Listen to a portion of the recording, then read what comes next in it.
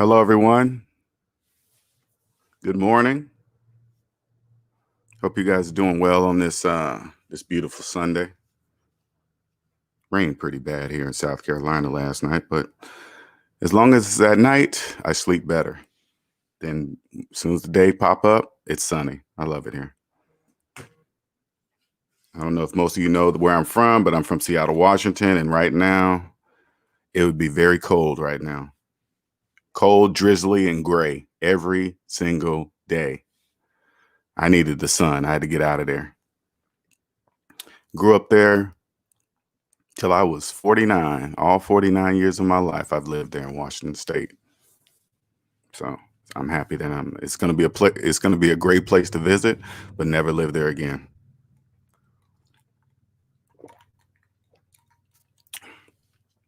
People don't really know how important that sun is, man. That sun is everything. What's up, Dave? What's up, Young Grump? What's up, Nick? What's up, Reese? We're going to wait our normal 3 minutes before everybody gets started. What's up, Autumn Trees? How you doing? Oops. Setting up some things while we're waiting for the people to get up in here. Okay, let me do that. While we're waiting for the people to get up in here. Get up in here.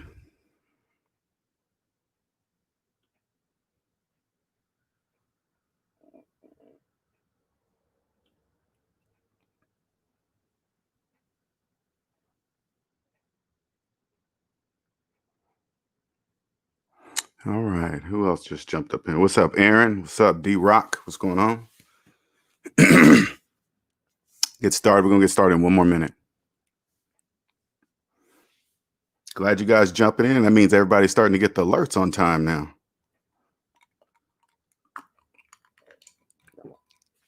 And sometimes when I go live, if you're not getting your alerts, I suggest unsubscribing and then resubscribing and then making sure to choose the all notifications bell. All right. That's what I've been seeing that, people have been telling me that's been working for them. Oh yeah, Dave, it's true, man. Sun makes a difference. I'm from New York, so I feel the same.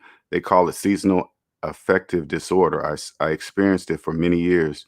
That's when a lack of sun affect your daily mood. Yeah, that's why I moved. I knew I was moving from Seattle. I knew that. I was like, man, waking up, look through the curtains every morning, you look outside, it's gray. It's just like, nah, I'm good. I need some sun. What's up, K-Mac? What's up, Alex? What's going on? All right, so let's go ahead and get started. For those of you that are new to my channel, welcome. My name is LJ Young, and I am a 100% debt-free motivational speaker and personal finance educator. I help people become financially free by helping them financially see outside what I call the debt matrix. And the debt matrix is a place where everybody lives that believes in credit and debt, financing everything that goes down in value and wondering why they're living paycheck to paycheck. They just cannot figure it out, right? This is where I lived for the first 40 years of my life till I woke up, found Dave Ramsey. Dave Ramsey basically said, LJ, take the math that you learned in grade school. I said, grade school, Dave? Dave said, yep, grade school, and apply it to your finances and you'll win with money. No, he literally didn't say that. That's what I just made up in my head because that's how simplistic it really was, right? And so I did it, and now I win with money, and now I'm free. I'm no longer a slave. Now, when you're living in a debt matrix, you don't really understand, you don't realize that you're a slave, right? You just don't. And it was due to my own fault for not trusting mathematics. So what I do is now, since I've experienced such an amazing type of freedom that I never knew existed, right? So now I just share it, right? And so what I do is help others come out of the debt matrix. Now, I've realized that now this is a new part. A lot of people don't know this, but I realized that I won't be able to help everybody, and that's on purpose, right? That there's a reason for that, because without slaves, the economy would not exist. All right. So I help the ones that they're wandering around the debt matrix. They know something's financially wrong. They know something doesn't financially make sense, but they just can't get the answers from anybody they ask because they don't realize all of those people around them are slaves too. So they don't really have the answer for them. And then this person wandering around the debt matrix stumbles across my channel. Here's my mathematics, and then they wake up. That's who I'm looking for. And how I do that is I expose what I call the glitches in the debt matrix. And the glitches in the debt matrix are things that don't make mathematical sense, but millions upon millions upon millions of people are doing it and saying it, right? Like millions of people are calling themselves homeowners while having mortgages.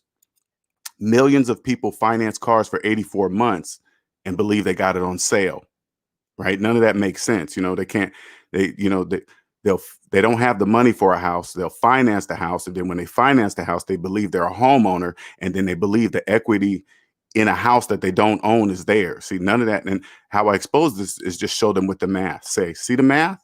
Yeah, the math is never wrong. Math is absolute. You couldn't even count money without mathematics. And people go, oh, wow. Then at that moment, once they choose to believe their own math, that's when they become what I call conscious slave. There's two kinds of slaves. An unconscious slave is the one that just don't believe in mathematics, even though it's true. And then there's a conscious slave that was once unconscious, now believes their own mathematics, and now they're doing what it takes to get out of the debt matrix. These are the people I help. Okay. Now, if you want a consultation, you can go to SavingsMinusDebt.com, schedule yourself a consultation, and we can get started. I can help you skip over a lot of barriers and answer a lot of questions that many other people you won't find on YouTube. I promise you, you won't. You won't find the answers that I'm going to give you. And the answer that I give you is going to be 100% correct, because your calculator is going to match my calculator. That's why when you walk away from me, you're going to know everything I said is correct, because it's going to match your calculator. Okay. All right. So today is Q&A Sunday. So what this is it's here to answer all personal finance questions that you may have, right? Unlike any other finance channel that you probably come across on YouTube. I guarantee you that, right? So what SMD and this is, I want to make sure this is clear. SMD is not just me. It's an entire family. Okay. It's a family of people. And this family of people will help guide you in any part of finance you want, but they will be giving it to you from a debt-free perspective. That's the difference between, I promise you this, there's a difference between a CPA that's in debt and a CPA that is not in debt. A tax person you may have, there is a difference between a tax person that is deep in debt versus a tax person that's not in debt. The tax person that's not in debt can see the tax system that the other person that may be in the exact same field as them, but they don't know about this tax system. Because why? They're in debt.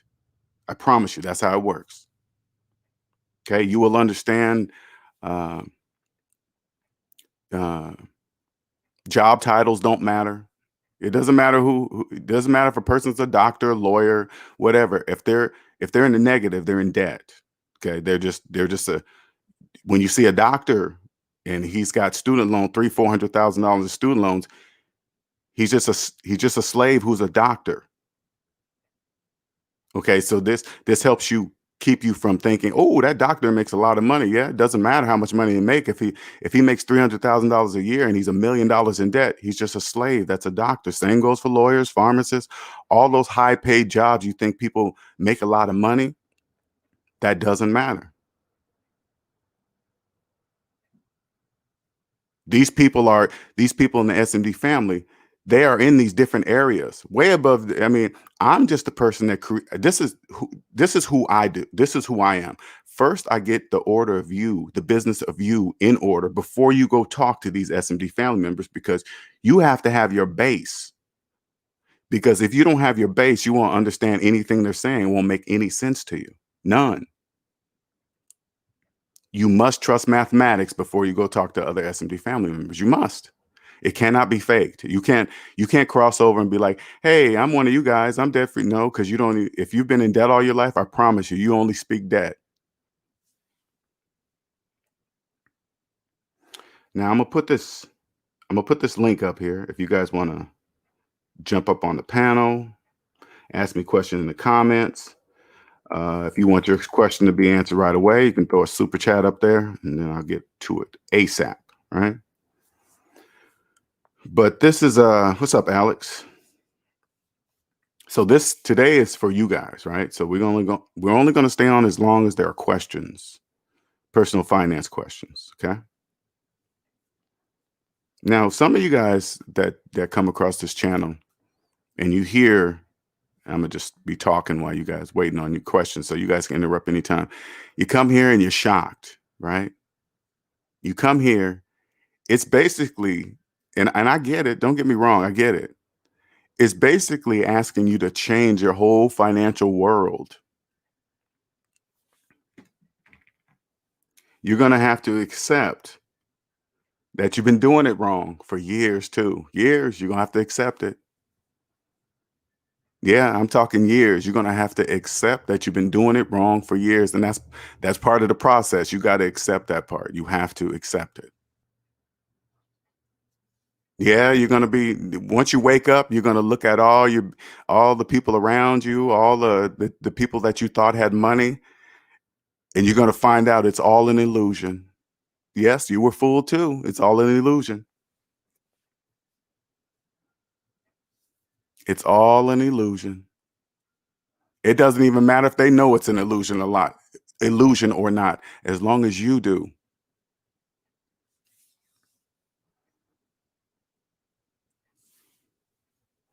Then it says, "Does marriage make financial sense?" Let me say something about marriage. This is very important, okay? And if you're in debt, you're not going to understand my answer, but I'm gonna give you from a debt free perspective, right? Once you become debt free, you won't marry a person that's in debt. Okay, let me say that one more time.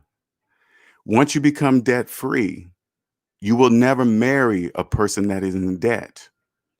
You barely would even date a person that's in debt because you'll understand that it's absolutely going nowhere. You come across a person that you think is fine, they got a bad job, they look like they got a nice house and blah, blah, blah. And then you find out they got about $200,000 in student loan debt, and that doesn't include mortgage and credit cards and all that stuff. You're going to be like, nope. And you know what's gonna be a problem? You're gonna blame yourself for letting it even get that far because you knew you can't get past debt. You can't. And this is what people in debt don't understand. People in debt, they marry each other. They don't know they're marrying each other. And then when they get together, they divorce because they always say money is the number one reason for divorce. No, it's not. It's debt. Slaves don't know that. Two slaves get together and they're wondering why their finances are not getting better or whatever because they're two slaves. They're doing the exact same thing. And they're just doubling down in debt. And then guess what? They have a whole bunch of hours at work and then they end up causing affairs because they're never home, et cetera, all because of debt. You will never involve yourself with a person in debt. It's really that simple. Shout out to Nick for the $4.99 super chat. Salute S&B family. Thanks for the mod, LJ. You are welcome, sir. Now, Dennis, I hope that makes sense to you. And if it doesn't, you can ask another question because this is important. I really want people to understand what I'm saying. The main thing I'm saying is that you will never marry a slave, ever. Alex says, when you want to save for a car, how much should you put away to biweekly? Example, I want to spend 10,000 cash on a car. So first of all, Alex, are you debt free? That's what I need to know. That's the first question. Very important. K-Max says, I think only if both people aren't in debt. Most definitely. The woman I'm with now, I asked to see her personal credit report. First I started asking her about debt stuff and she kind of like, she wasn't really answering the questions, but she was like, oh, I ain't got none. But you rarely come across somebody that's not in debt. So I asked to see her personal credit report and she showed me and she wasn't in debt. That was important. I wouldn't have, I'm telling you, I promise you, once you do what it takes to become debt free, say like you have $60,000 in student loan debt and you worked your ass off to pay that. You paid it all the way off. You put in the work. And then when you start dating and you come across somebody that's great and they got about $100,000 in student loan debt and they're not even thinking about paying it off, calling it a forever loan. You won't get involved with a person like that. That person, what that person, when you hear a person say they call their student loans or forever loans, you know what they're really saying? I'm accepting being a forever slave, because that's what they will be. They will be a slave until they're dead.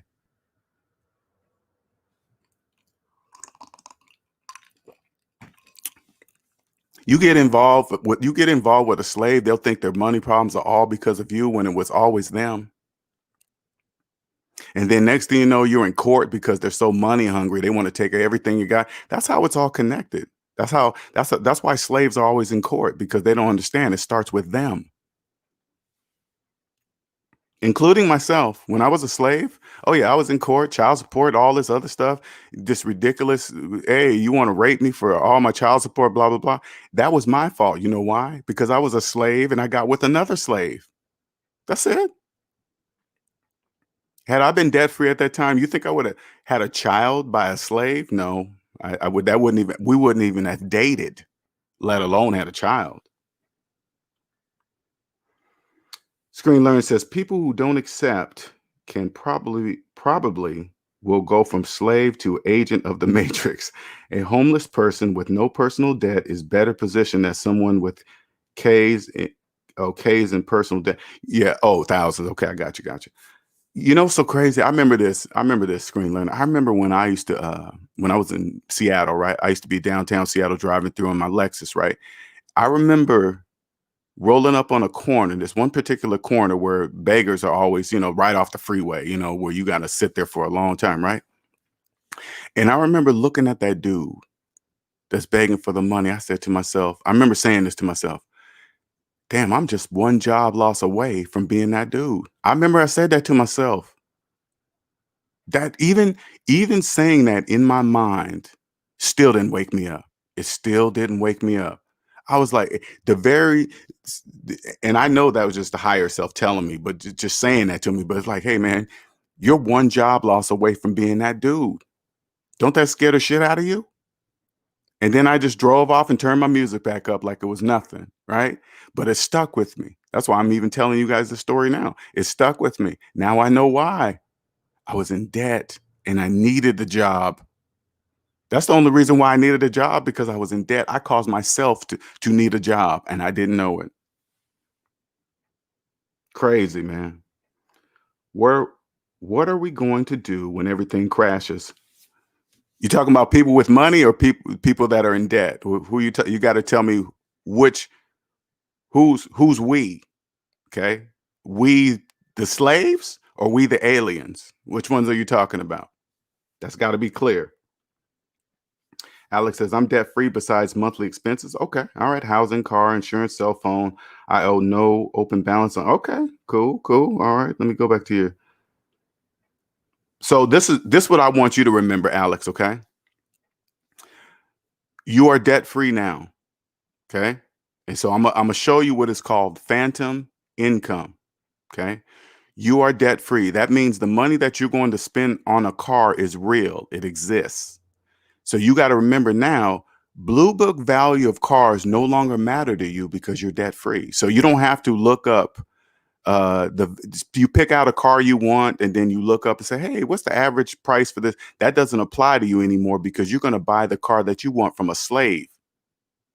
And right now is the perfect time to do it. Millions of jobs lost. People ain't working, and now the whole company's closed down. Right now, you can get the car you want for probably half the price in cash.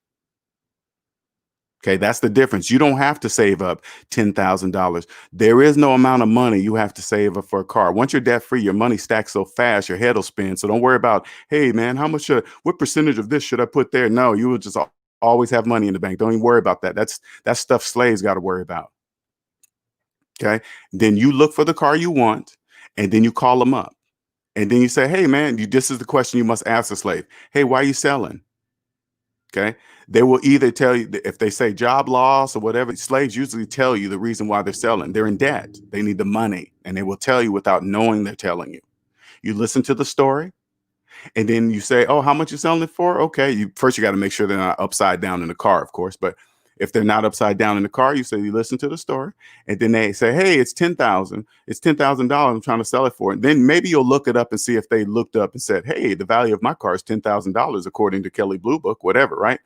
Okay, and then you bring 7 in cash. Right? You tell them 7. No. You say, "I have $7,000 cash right now." They're going to take it. Thank you again, Nick. Appreciate it. One more just because. You are welcome, sir. Nick is most definitely a SMD family member for sure. Oh, it went away when I went down. So, hey, hey, I love it here. Glad you made it, R Carp.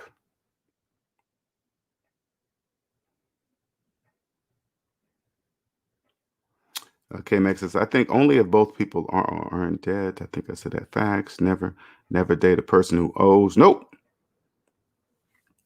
All you got to do is you come across, you go on a date. Now, I want you guys to understand that debt is the colorblind slave master. Whatever I say goes both for women and men.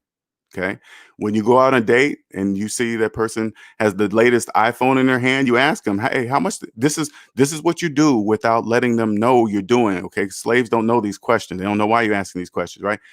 If they got the new iPhone in their hand, you ask them, "Hey, how much did that phone cost?" If they say, "I don't know," that means they financed it.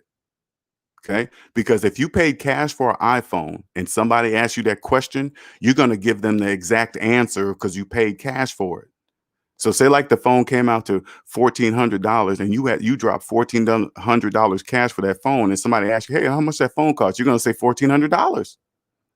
But if you come across a person that says, "I don't know," that means that phone is financed. That's strike number one. They got a finance cell phone in their hand. That's strike number one. And then you, as your casual conversation, hey, since it's the presidency, whatever, you go, "Hey, man, I sure hope they eliminate student loan debt." If that person get hyped up and say, "Yeah, man, me too, man, I hope they wipe that out," that's strike number two. They're in student loan debt. They don't know why you're asking that, but because a person that's not in student loan debt, they probably turn to you and say, "No, I haven't heard anything about it. What about it? What's going on with it?" But when you're in debt, you don't know to ask those questions, let alone get those type of responses.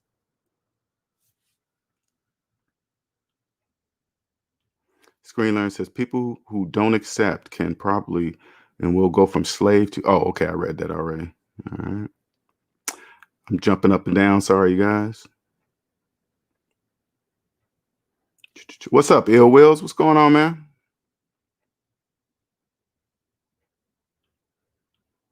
You're welcome, man. Yeah, private sales. That's the only way you're gonna buy a car. You buy your cars from slaves. It doesn't matter that. Listen, there's trillions of dollars in mortgage loan debt. Trillions. That's what a big fat T. Trillions. Only look for your car and buy private sale from slaves. Okay. You got to listen to their story. You got to be patient. Okay. You got to go around. Most of them are going to be upside down. So you got to eliminate all those cars because like I said, most of them are going to be upside down. But you might come across your car that somebody might be very close to paying it off, but now they lost their job. They don't want to ruin their credit and they're willing to let it go for peanuts. Okay. What helps you eliminate your feelings from that situation, they only in that situation because they don't trust mathematics. That'll help you eliminate your feelings from those situations.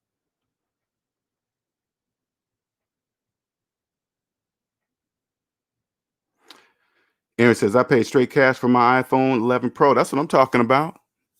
Straight cash. LJ, some people ask, "Man, should I buy a phone brand new?" You got the money, buy you a brand new phone if you want a brand new phone. I buy my phones used off of refurbished off of Amazon. I mean, that's just me. But if you got cash and you want to buy a brand new iPhone, you buy a brand new iPhone, but as long as it's in cash. Period.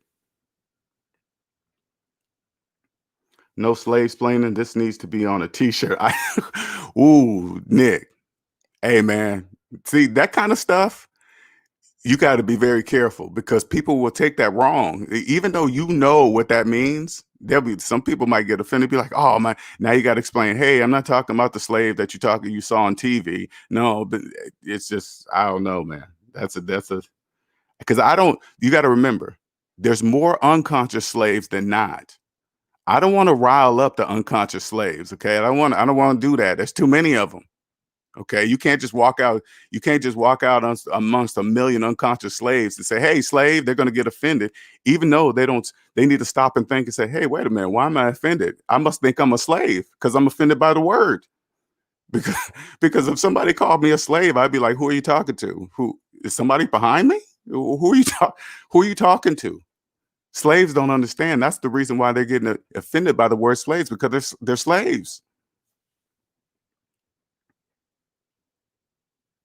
Everything once you become a non-slave, you're an alien, you understand everything has an opposite. Every single thing you do financially has an exact opposite. It has to be that way. An exact opposite. So if you're young, you're going out here and you see trillions of dollars in car loan debt, you say to yourself, I'm not going to get a car loan. That's the exact opposite. What's up, Nicer? Nick Penn says that's how I got my car, purchasing cash from my cousin's coworker, paid 1,800 for a 2002 Lancer. People are in desperate need for money right now. You better believe it. If you're debt free and you got cash, you can get a screaming deal right now on a car. Believe that. You know how many slaves out there trying to save their credit? Oh man, they'll take anything to save their credit. Now my insurance is only $75 a month. Hey Nick, are you paying it? Are you paying you make sure you're paying your insurance every 6 months, okay? Because that price sounds like month to month. You call your insurance company and say, "Hey man, raise my deductible to 1,000, and I want to pay my insurance every 6 months." That should bring that down. Big Truck Series Review Motorsport says one of my family members just bought a used Charger with 16,000 miles for 800. Oh my God, 800. You want to call him up just to call him a slave? I would no. Okay, you got to remember this. There's two things. Number one, the economy would not exist if slaves didn't exist. So your family member doing that is very important. I wouldn't call a person up and say, "Hey, man, you're a slave." I just wouldn't do that. There's no purpose of that. There's really no reason to. Hey, man, he obviously doesn't know. You make an $800 a month car payment. That means you obviously don't know. That's like plain and simple. Okay. Shout out to Johnny Blaze for the 999 super chat. Thank you, sir. Keep preaching the message. Thank you. Thank you. Appreciate you, man. Didn't see that down there. Would have jumped on that earlier. What's up, Gold Professor? I talked to him into paying off his last car and saving money and waiting to buy a new car, but Dodge had other advertising had other ideas. Yeah. And Big Truck, man, you have to accept that. Slaves, they don't know we can see them. They can't see us. Slaves can't see us. It doesn't, you notice how I'm see how I'm talking about this out in the open?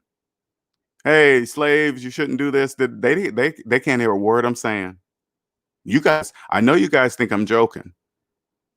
But they can't hear you. You don't believe me? Go up to somebody with a mortgage and tell them they're not a homeowner. They will argue you to the cows come home. Why you got to ask yourself, why are they arguing with me when they know when they know it's true? They don't know it's true. You think people with subprime mortgages? Do you think people with subprime mortgages know they're not homeowners and not even close?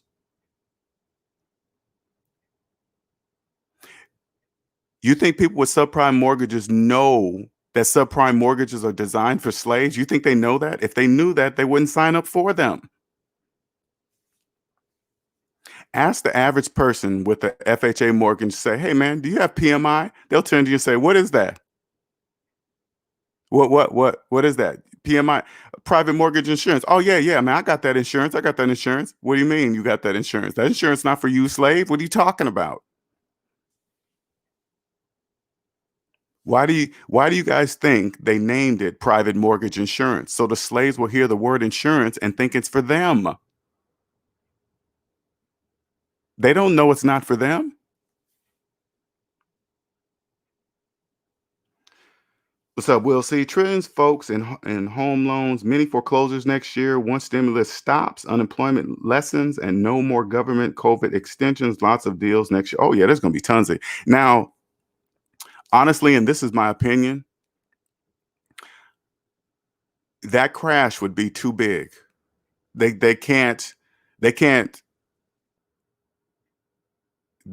allow the crash to be that big. That's and this is just my opinion. Okay, this is just what I see. Because if they allow the crash that big, that would hurt everybody.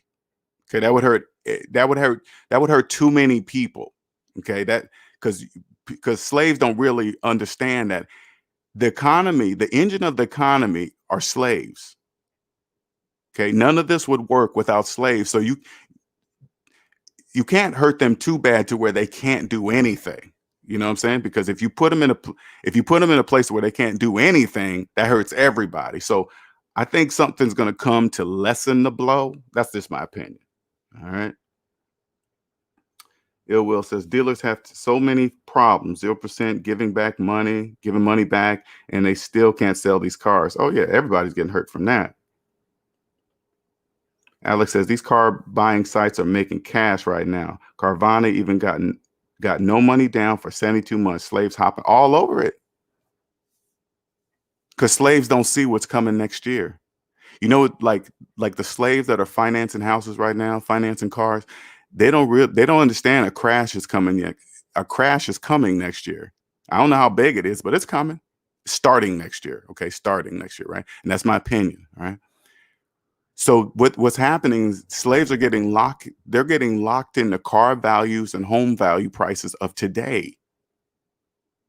So when next year or a year after that it plummets, guess what? They're going to be still paying the same price, the same monthly payment. They're going to still be doing it. That's check-in mate. Now let me keep posting this, man. If you guys want to jump on and ask me a question, personal finances only. What's up? Great. The great E-Man says $800 beyond slave. That's straight stupid. $800 a month. But that's people are paying $1,000. I mean, I was watching this dude on oh, we'll come back to that. Okay, let me get that. What's up, big trucker? What's going on, man? Good morning. Good morning, sir. How are you? Well, basically just like those posts that I just sent to you. Basically, make a long story short, I was trying to tell my cousin, I'm like, yeah, pay off your car, save your money. I kept telling him I was making an example of myself. I was saving as much money as possible because you don't know where this coronavirus shit's going. Right. And this dude, every time I talked to him, he kept going on and on because the problem was he wanted to get a Dodge Charger like mine, but I have the Hellcat, and he definitely couldn't afford that. So the thing about it is he's got 3 kids. And I was trying to tell him, I was like, yo, listen, save your money. First of all, you got these kids growing up. You got payments on these kids. So sure enough, they go out, him and his wife, they go out. Now, granted, he's a man. He could do whatever he wants. I can't stop him. But I was trying to give him good advice. So they go out. Now, mind you, we live in New York City and work in New York City, but they just moved to another state, and they have a 100-mile one-way commute. So that's 200 miles round trip. So I was trying to tell him because what it is they just moved to PA. So the thing about it is until they can think about this. Until they can buy a house, they have to make this commute back and forth to his mama's house out in PA. So I tried to tell him, I was like, listen, you should be looking at some real estate right now instead of trying to buy, a fucking gas guzzling. First of all, that Charger has been out since 2014. So I'm trying to tell this dude, like, listen, y'all should be focusing on buying some real estate. This way you can, have a steady place to live right here in the city or wherever you want to live, like nearby.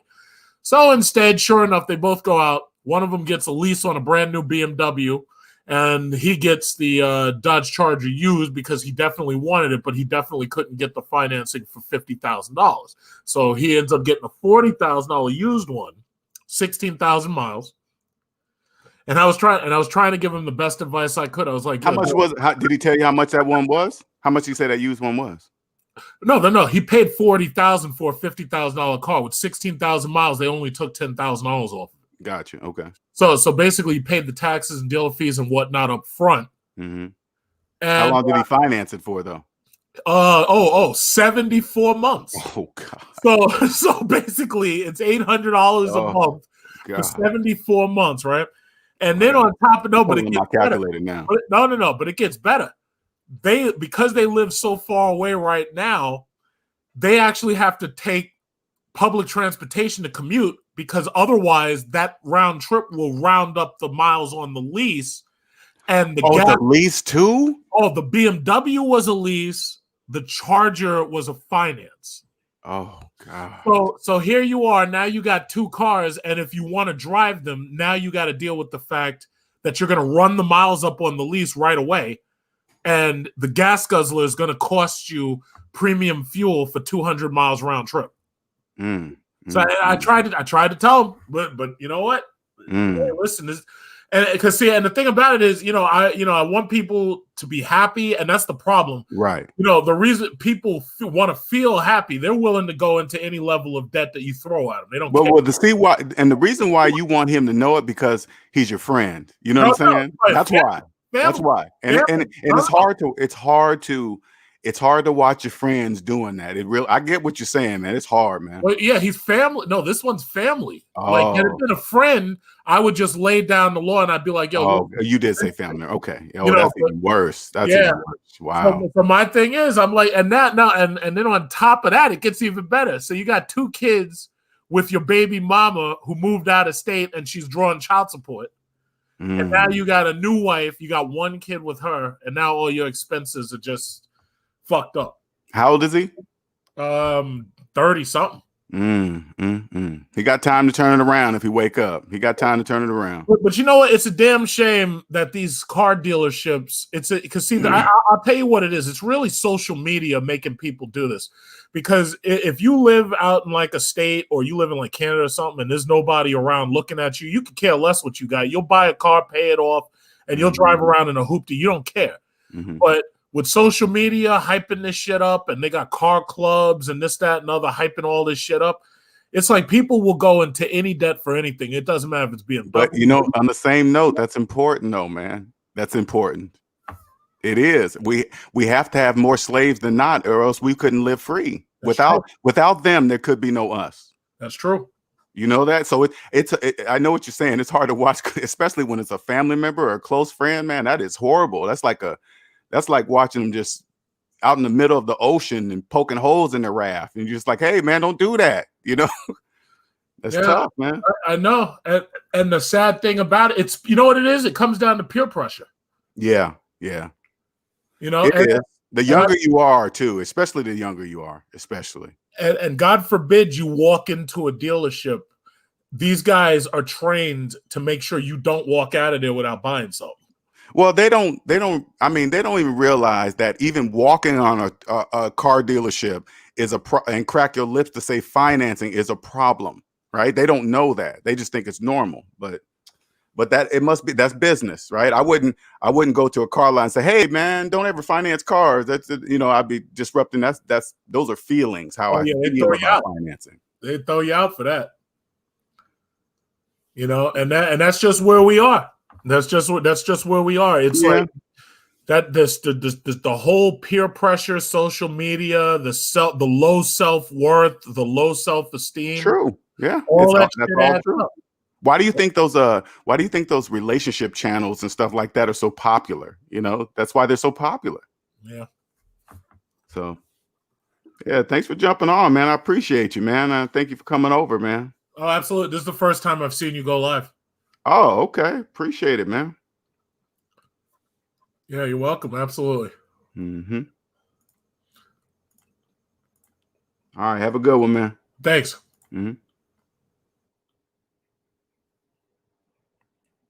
All right, let me get back to you guys' messages. Thanks, Trucker, for jumping on, man. Jumping over from Ramil's channel, man.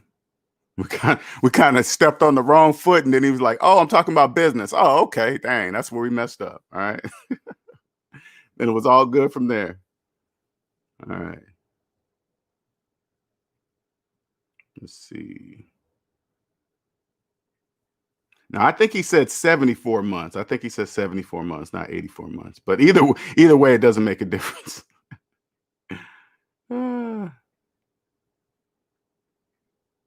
Okay, it says E-Man. E-Man says Obama started it. He put a Band-Aid on the economy. And, you know, this is what I suggest, okay? This is what I strongly suggest. I want people, once you get out of debt, you're going to see the economy is just there. The economy does nothing to no one. It's just there. Now, the economy is against you if you're in debt. If you know, the economy is against you if you don't trust mathematics. The economy is for you if you do. Okay? And this is how you'll know if you are against the economy. Since you don't trust mathematics. If you add up all your savings and add up all your debt, add up all your collections, your mortgage, your student loans, your parking tickets, credit cards, add it all up, and then go savings minus debt equals how much money you have in real life. Okay? If that's in a deep negative, the economy is against you. Okay?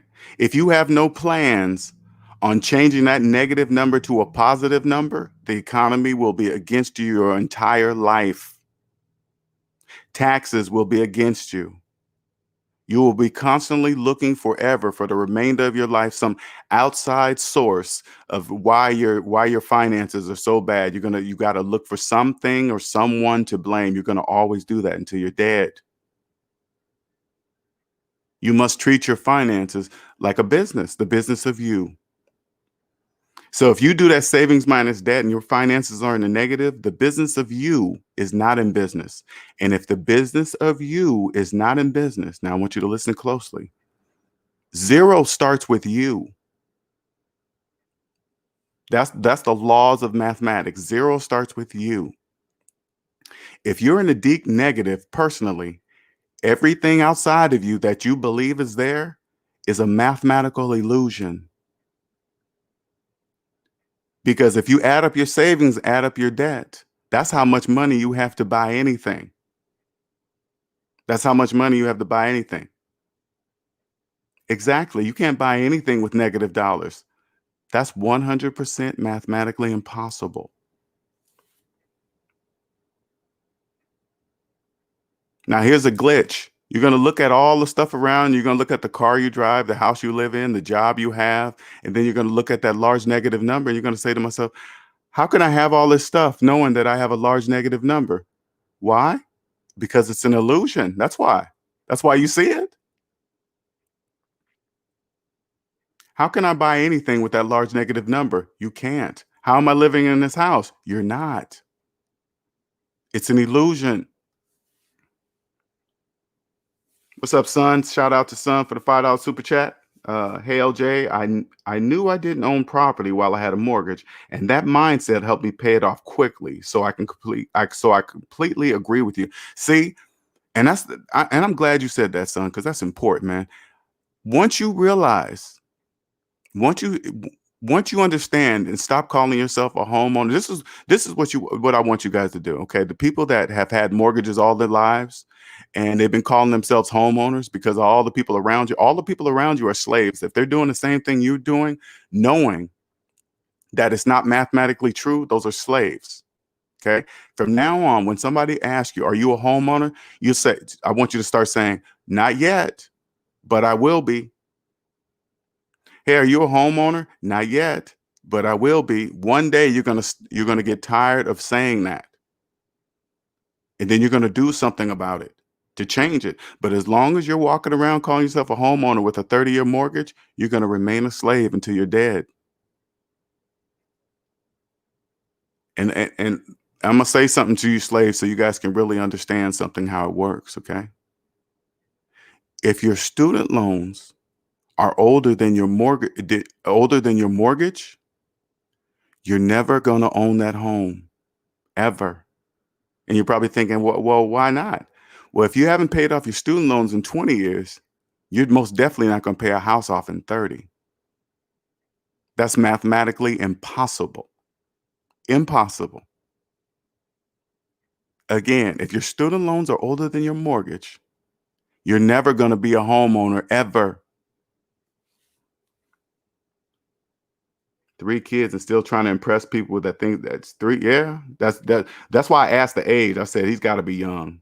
It's got to be young, because when you're young, you do things like that. I remember I did stupid shit like that. I remember I was married with 3 kids, and I went and bought a 2-door car, a 2-door Acura Legend. What the hell? I had car seats in the back of my 2-seat. Oh my God. And yes, I financed it too. Believe that. That's funny, man. Ill Will says, I knew it was PA after he said NYC 100 miles.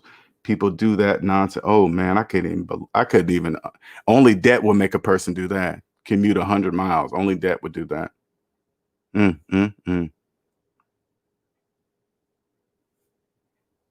those Beamers, man.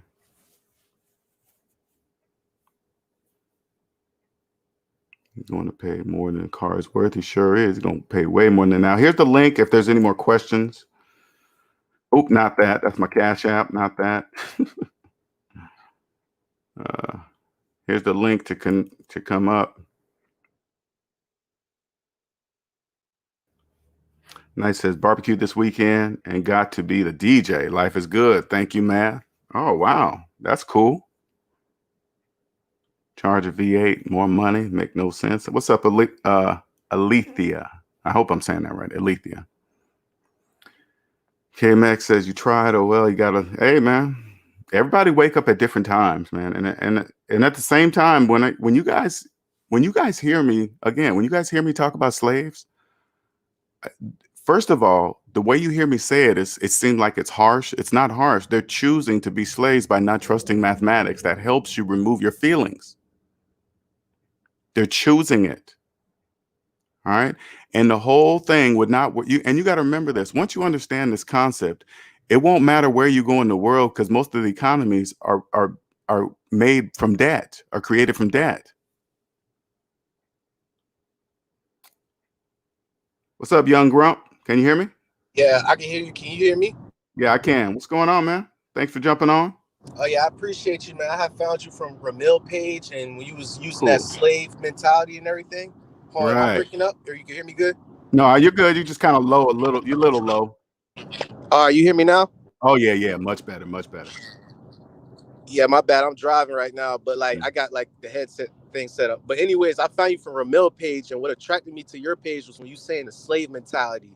And I didn't get insulted by it or nothing, because it's I used to have that mindset of when you lease a car and you believe that you have ownership of it, but you don't have the title in your name. Same thing that goes for people who are apparently quote unquote homeowners, but they have a mortgage for 30 years. So yeah, I understand what you're saying. And there's many things. It's the mentality, you got to do the opposite. So I'm learning a lot from your channel. I just want to say that. Appreciate it, man. Thank you, man. Yeah.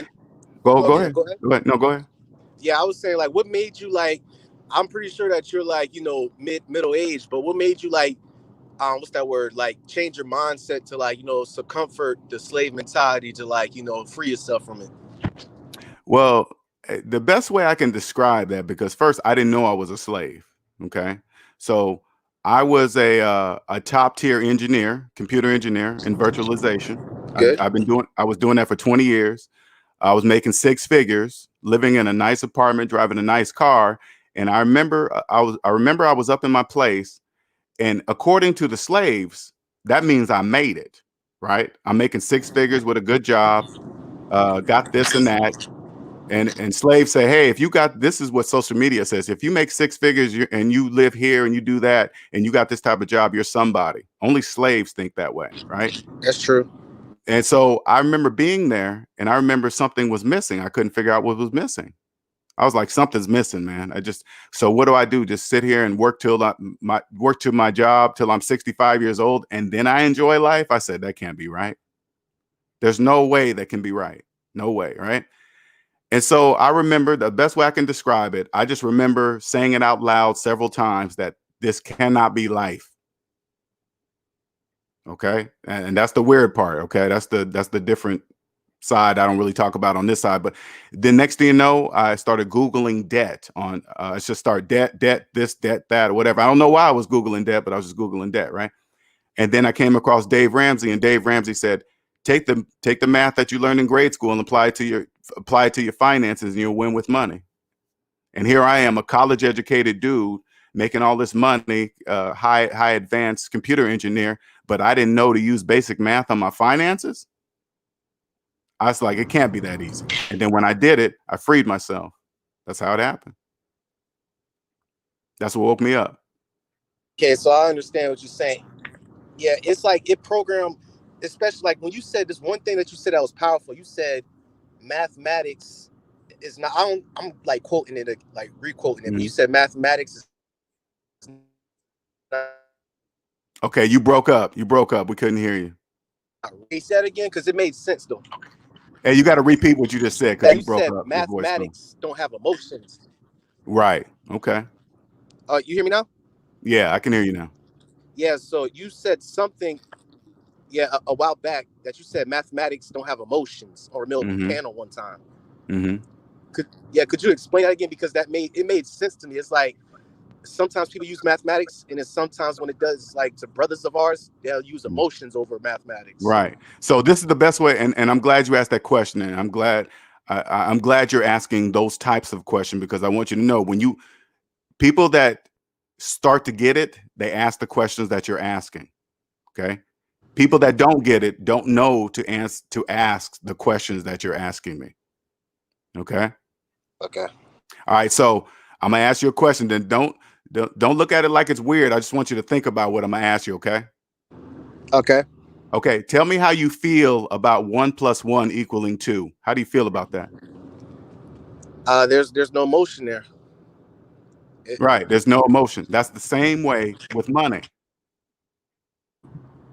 Yeah. You can't, if math didn't exist, math and money are one, right? Math and money are one. If math didn't exist, you wouldn't have the ability to count money. So that makes them one. Okay. Yeah. So the only thing that can separate math from money are feelings. So if a person finances a car, knowing that they're going to pay more, that's because that's how they feel. They want that car really bad. See what I'm saying? Yeah, I get it now. See? So when somebody get emotional, that you go up to a person and say, hey man, you know you're not a homeowner if you have a mortgage. A person like that will get emotional from that response, right? From you saying that. But then you got to think to yourself, why are you getting upset when you know it's mathematically true? Okay. Yeah. See what I'm saying? Yeah. That's why when I say slave, only slaves get offended.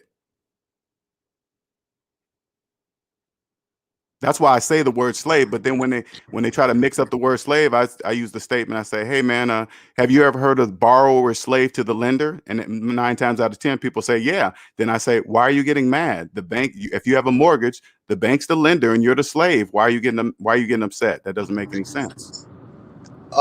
Yeah. Okay, I get it. It's just I think it's the wiring, like when growing up, especially when parents, you know, they repeat the bad habits and they don't become aware of it. So I think that's why they get easily offensive with it. Correct. But it's true though, honestly. You know, you are a slave. Like you don't own, if you lease a car and if you got a mortgage on the house, you don't own those things. You just slaving your time and the years of your life to get close to owning it. But like how you said, if your student loan is older than your mortgage loan, it's going to be mathematically impossible to pay that off. Correct.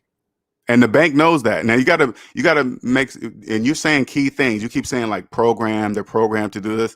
That is true what you're saying. And I'm not saying that's a guess or it's sort of kind of, no, that's true, because you got to remember, I want you to understand something. Once you get out of debt, you'll clearly see this. The whole economy would not work without slaves. We need slaves to be there we need slaves to finance washer and dryers, clothes, shoes, cars, houses. We need them. That's important. Yeah, it's like the slaves are like the oil for every economy in every country. Correct. You got to have some slaves with that mindset in order for the economy to go. Correct. They don't know. people that are debt free, I mean, slaves don't know that people like me exist. Oh yeah, that is true. They don't know I exist. I can see how I can talk openly on, like I'm talking openly right here on YouTube. They can't hear me. I promise you. I promise you, man. They can't hear me. It's just like The Matrix, the movie. I promise you, they cannot hear me. That is true. It's true. Now think of the movie The Matrix. Now how that shit, you look at that movie now, you're like, damn, that shit was true. It's true. Yeah, that's my favorite movie. I still got it on VHS. I watch all three, but The Matrix 1 is my favorite. Now look at it from a debt-free perspective. Take that same movie and then come and use it. Say that's called the debt matrix now, and then see what I'm talking about. You'll see it's real. And it's in people's faces, but they hear you talking, but they don't hear you. They can't hear me. And if they like emotions involved, they might try to overthrow you or something. They might think that you, no offense, but quote unquote, they might think you're doing coon talk or something like that. I'm speaking for our brothers, though. But no, like I understand. And you know, so crazy when I hear that, this is what I do. I tune them out because I don't listen to slaves. Yeah, that is true, and it makes you get sleep at night. They don't get sleep at night, pretty much. Right. Like, you don't be thinking about them, but once in the blue moon, they'll think about what you said, and they'll just override it with you. Well, they'll start talking about things that don't make mathematical sense. As soon as they start doing that, those are feelings, and then I immediately tune them out. I don't even hear them. That's good. That's good. Yeah, don't waste your time with it. But some people, you keep doing you're going to attract like me and many others. Because I'm 25, and like it took me 2 years to have like a similar mentality that you're on, but you got years on your belt behind it. But, and I want you to understand something too, right? I want you to understand that the time between me and you is irrelevant because math is timeless. Oh, there we go. It doesn't matter that I'm 50 and you're, how old are you? 25. Does it matter that 1 + 1 = 2? I know that because I'm 50. Hey, man, I know 1 + 1 = 2 because I'm 50. That doesn't even make sense, right? Okay, I see you going there. See there. what I'm saying? Yeah. That's all you got to do. Is time is irrelevant. It doesn't matter as long as you trust math. That's it. Like, are you in debt now? Yeah, I'm currently in debt, but I'm paying off my debt though. Okay, so let's say this. Okay, I want to show you something. Okay, and I don't know if you heard me do this, right? I can show you that money doesn't even exist for you. All right. All right. You got any cash on you right now? Yeah, I just went to the ATM. I got $180 on me right now. Just pull out a bill and tell me what it is. Pull out a bill. Okay. All right. My $20 bill, it says. No, just tell me what it is. It's a 20? Yes, 20, yeah. Okay, I'm going to make that $20 bill disappear from your hand right in front of your face. All right. And you're going to tell everybody that's listening that it disappeared. Hopefully. Okay. All right. I want you to go $20 minus your total debt equals how much money you have in your hand. Is the $20 still in your hand or not? Did it disappear or not? Do you still have it? It disappeared. Okay, congrats. Ta-da! See, thank you. Tell the audience that it disappeared. Tell them. It disappeared. The $20 it don't exist no more now. Ta-da! Thank you. I'm out. I want to thank my mom for having me. Thank you, Dad, for. Yeah, that was a good one, right? That's amazing, right there. I get what you're saying. So right now, I'm just showing you something. Money doesn't even exist. So say like this. Since it doesn't exist, we can swap that 20. Imagine me taking $20, that $20 bill out of your hand and putting it. I'm gonna put an ounce of gold that's worth $2,000 in your hand. Okay. Yeah. Now the $2,000 of gold minus your total debt equals how much value of gold to you. How much is the value of gold to you? How much is it? So you said nothing. Exactly. Ta-da! Thank you. Good night. Oh snap! Yeah. Thank you. Yeah, appreciate it. So it's like my debt is like, altogether is like close to like $8,000 though that I'm in debt. But I be hearing people. It don't matter if you're in 60,000. Don't compare yourself to nobody. Don't compare your debt with other people in debt. Don't do that. Yeah. Okay. That's true. But when you catch yourself, this is important. I want you to learn how to catch yourself when you do that. Hey, at least my debt is not like so-and-so's debt. Don't do that. You're comparing yourself to slaves. Stop doing that. Okay, that's not good. That's not good right there. Mm-hmm. But I'm in debt currently as we speak, and I see what's going on. So I'm doing the things, taking the little baby steps to get out of it. Of course, working a job and starting a YouTube channel and still reading books on residual income, getting rid of liabilities and start investing in assets. I'm like slowly getting on that process I right can now, help bro. you skip light years, man. All you gotta do is sign up with me. I can create the plan for you, man. I can help you skip all that stuff you're talking about. You're talking about a whole bunch of stuff, man. I I can went on help your you. yeah, I about to I say can I help went you on your skip all that. website. Huh? I said I believe I went on your website when I first subscribed to you, and I saved it in my bookmarks. So I definitely could hit a consultation up from you. Well, what I'm trying to tell you, man, I can help you skip light years. Okay? Because Okay. because I'm just listening what you're saying, and you're saying a whole bunch of things that you don't know that you're saying them. Do you know Yeah. why? And this is not to say anything bad to you. I want to clearly help you understand something. When you're in debt, you speak debt. Okay? Okay. If Okay. you've met when you're debt free, you speak another language, but now you speak both. You'll speak both. You'll speak debt and debt free. Oh snap. Okay. Okay. So when you get out of debt, you'll know now you'll speak two languages, right? So That's whatever business that you create, you'll know exactly what to do because you speak both languages. So you'll know how to sell to slaves. okay. Well, that's just straight the cold-hearted truth. Like how you said, I was just speaking a lot of stuff that I didn't know about. Is Correct. because I was reading the books on it, but I definitely gonna hit you up though on the And the back reason end. why I'm saying this to you, because once you get out of debt, because $8,000 is not nothing. I'm gonna just tell you that right now. 8,000 is nothing, right? But once you get out of debt, the same thing is gonna happen to you. When you start hearing people speak debt, you're gonna tell them. You're gonna be like, "Hey, man, you don't know you're speaking debt." You're gonna say the same thing. You watch. Okay. You'll see. That's on point though. I appreciate that. You definitely looking out, putting people on, and only the people who like, well, like when you said when you call, like if you go to a group of people and you be like something slaves and they get mad, Mhm. it'll be like that 2% out of them that'll be like, wait a second, why is he considering me being a slave? And I believe I'm like that 2% that I'll think of it. I'll be like, I wonder why he's comparing me to that or saying that about You me. And are then, the people that I'm trying to reach. Because oh, okay. you are I guarantee you're the person that's been probably walking around financially and like, man, something don't make sense, man. Something's just not making sense. I'm Yeah. not getting ahead. No matter how many jobs I get, I'm still not getting ahead. Something doesn't make sense. How I know this, you're that person because you're asking the right questions. Okay.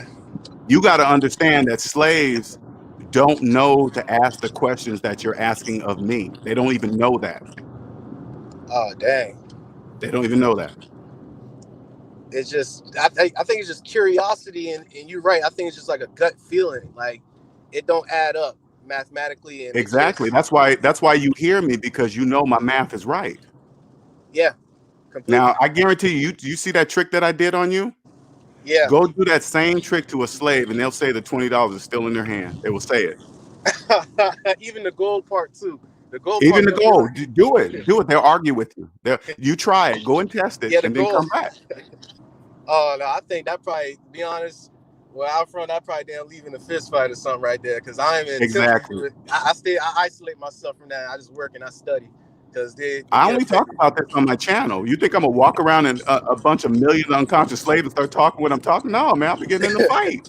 Yeah, they'll probably they'll hop on you, or they'll probably Yeah. just For cuss you what? out or something. I know. Hey, man, that's not true. Yeah, it is.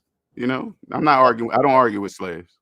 I feel you, man, and that's good. That's how you, as soon as you said emotions get involved, you quickly like pull back. So that's good. You just be quiet. Why do you like I said earlier, why do you think they can't see me? They can't hear me. They Yeah. physically see me. They can say, "Hey, that's LJ," but they don't know that I'm dead. They don't know there's another side of things, right? They don't know that. No, not at all. And if I can bring somebody like you at your age over here at such a young age, man, you're gonna kill it for the rest of your life. Like, for example, let me give you an example so you can understand what it means. Okay. Your living expense is your largest expense, right? Your living expense. You asking what is it? Your living expense is your largest expense, right? Your monthly expense, your rent, your more or whatever Oh you have. yeah, Okay. yeah, If you get a house and you pay it off quickly, you have just eliminated the largest expense for the rest of your life. yeah. That is true because they be 30, 60 year mortgage payments. No, forget all that. Just listen to what I'm saying. Just listen to what I'm saying. All right. Get a house and pay it off quickly. You will never have to pay mortgage again or rent for the rest of your life. Dang. You will have just eliminated, while millions and millions of people are paying it, you won't be paying it. It won't even exist for you. It won't even exist. And that adds up. That's when money can start saving. Oh yeah, you don't invest in a paid off house. Don't worry about anything outside of you earning the stock market. All that shit is an illusion to slaves. That doesn't exist. I just showed you that money doesn't even exist for them. Whose money do you think they're investing in the stock market if money doesn't exist for them? Whose money do you think that is? Oh, say that again?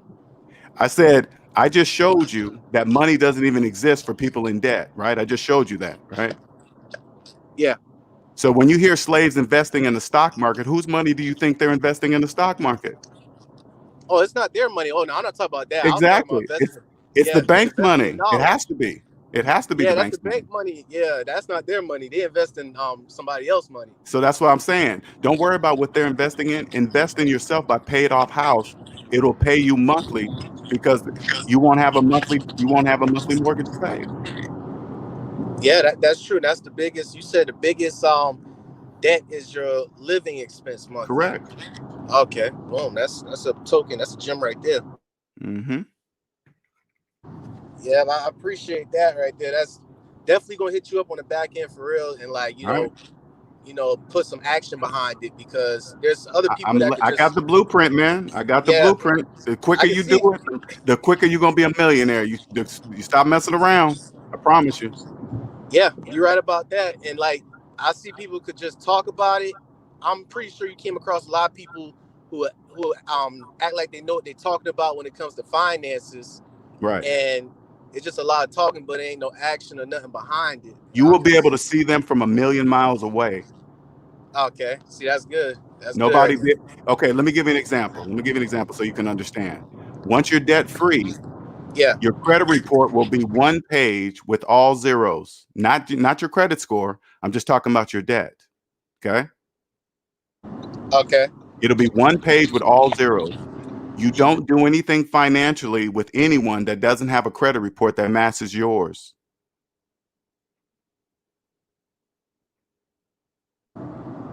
Oh snap. Okay. I just thought I had to think about that for a minute. Slaves don't know that. Oh snap. Yeah, that's a different. That's not Anybody you hidden come knowledge. across that say they talking financial gain, you say, "Hey, let me see your personal credit report, and I'll believe every word you're saying." If I can't see your personal credit report, I don't believe nothing you're saying or anything I'm seeing. And then I be hearing some people say something about. I know this don't feel right, but they say there's good credit and there's bad credit. No, good debt and bad debt. Now, remember what I just told you about feelings? Remember that? Yeah, yeah. See how they're adding their feelings? You got to ask it every time you hear somebody say good or bad, you got to ask yourself, why are they adding their feelings? You know why they say good debt and bad debt? That's how they feel about debt. Oh, okay. See, yeah. That's all they're telling you. Hey, this is bad debt. According to who? You? Oh, okay. You feel bad about that debt? Okay. Thank you for telling me. Why? I don't know why you're telling me that. This is good debt. Oh, okay. Thank you for telling me how you feel about it. I get it now. It's like See? you cracking the code on how to bypass through all that stuff right You there. you'll stop hearing feelings. Yeah, you'll stop hearing it. Okay. See, I learned something just now. That's good right there. Because they always put a facade on emotions when it comes to like Correct. money and debt like that. I think it's easy Correct. to persuade people or something, but dang. Well, most slaves believe their house that with a mortgage, they believe it's an asset. Ask them. Hey, What? man, you think your house is an asset? They'll tell you yes. They believe that? Yeah. Oh man. They probably believe their car's an asset if they don't They, have like no but they believe the equity in the house is theirs that they don't even own. oh snap. They added to their port. They added to their net worth too. They'll do all that kind of stuff. They have no idea what they're saying or doing. Not a clue. That's crazy. I'm not even a home owner yet, but I wouldn't like I don't see how people could think that, especially if they pay a mortgage. Well, you got to remember too. Once you're debt free, housing market prices will no longer apply to you.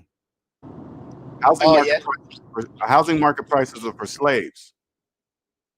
When you buy a house, you're gonna buy your house from a foreclosure or a tax lien. There's a million of them because they're all slaves. Oh, I get it now. So it's because you debt free and you got it, so Yeah, you definitely could take advantage of people correct. who are in need for it. Housing market prices don't matter no more. Blue book value of cars, that don't matter anymore because you're gonna be buying yourself from slaves for half the price in cash. Math. That's straight math. Yep. Yeah, it makes sense though, right there. I definitely appreciate you putting me on and giving me some gems about it. But definitely after I get done running errands, I'm definitely gonna hit you up on the back end so you All can right, man. put me on game. You're welcome. I got the blueprint. Whenever you're ready, man. I can save you light years of time.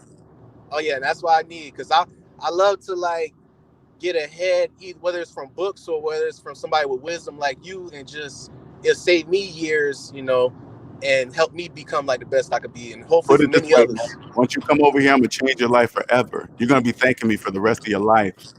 Appreciate that Yeah, definitely you're because welcome. it's stuff that not too many people could like look at, Nope. They can't see it. and it's the Matrix, and that keeps on coming in my head because I love that movie, and it's just Me so too. crazy. I've Yeah, always, Morpheus, Nico, and all that. It just yeah. you see it, but you don't see it. I went to the movie theater to see that movie. I went to the movie theater, and I remember thinking to myself as I watched it, I was like, "What if that's real?" Now I know it's real. And it's real, yeah. And that was like in 1998, I believe. 1999. Not in 1999. See, I was like 4 years old. Damn.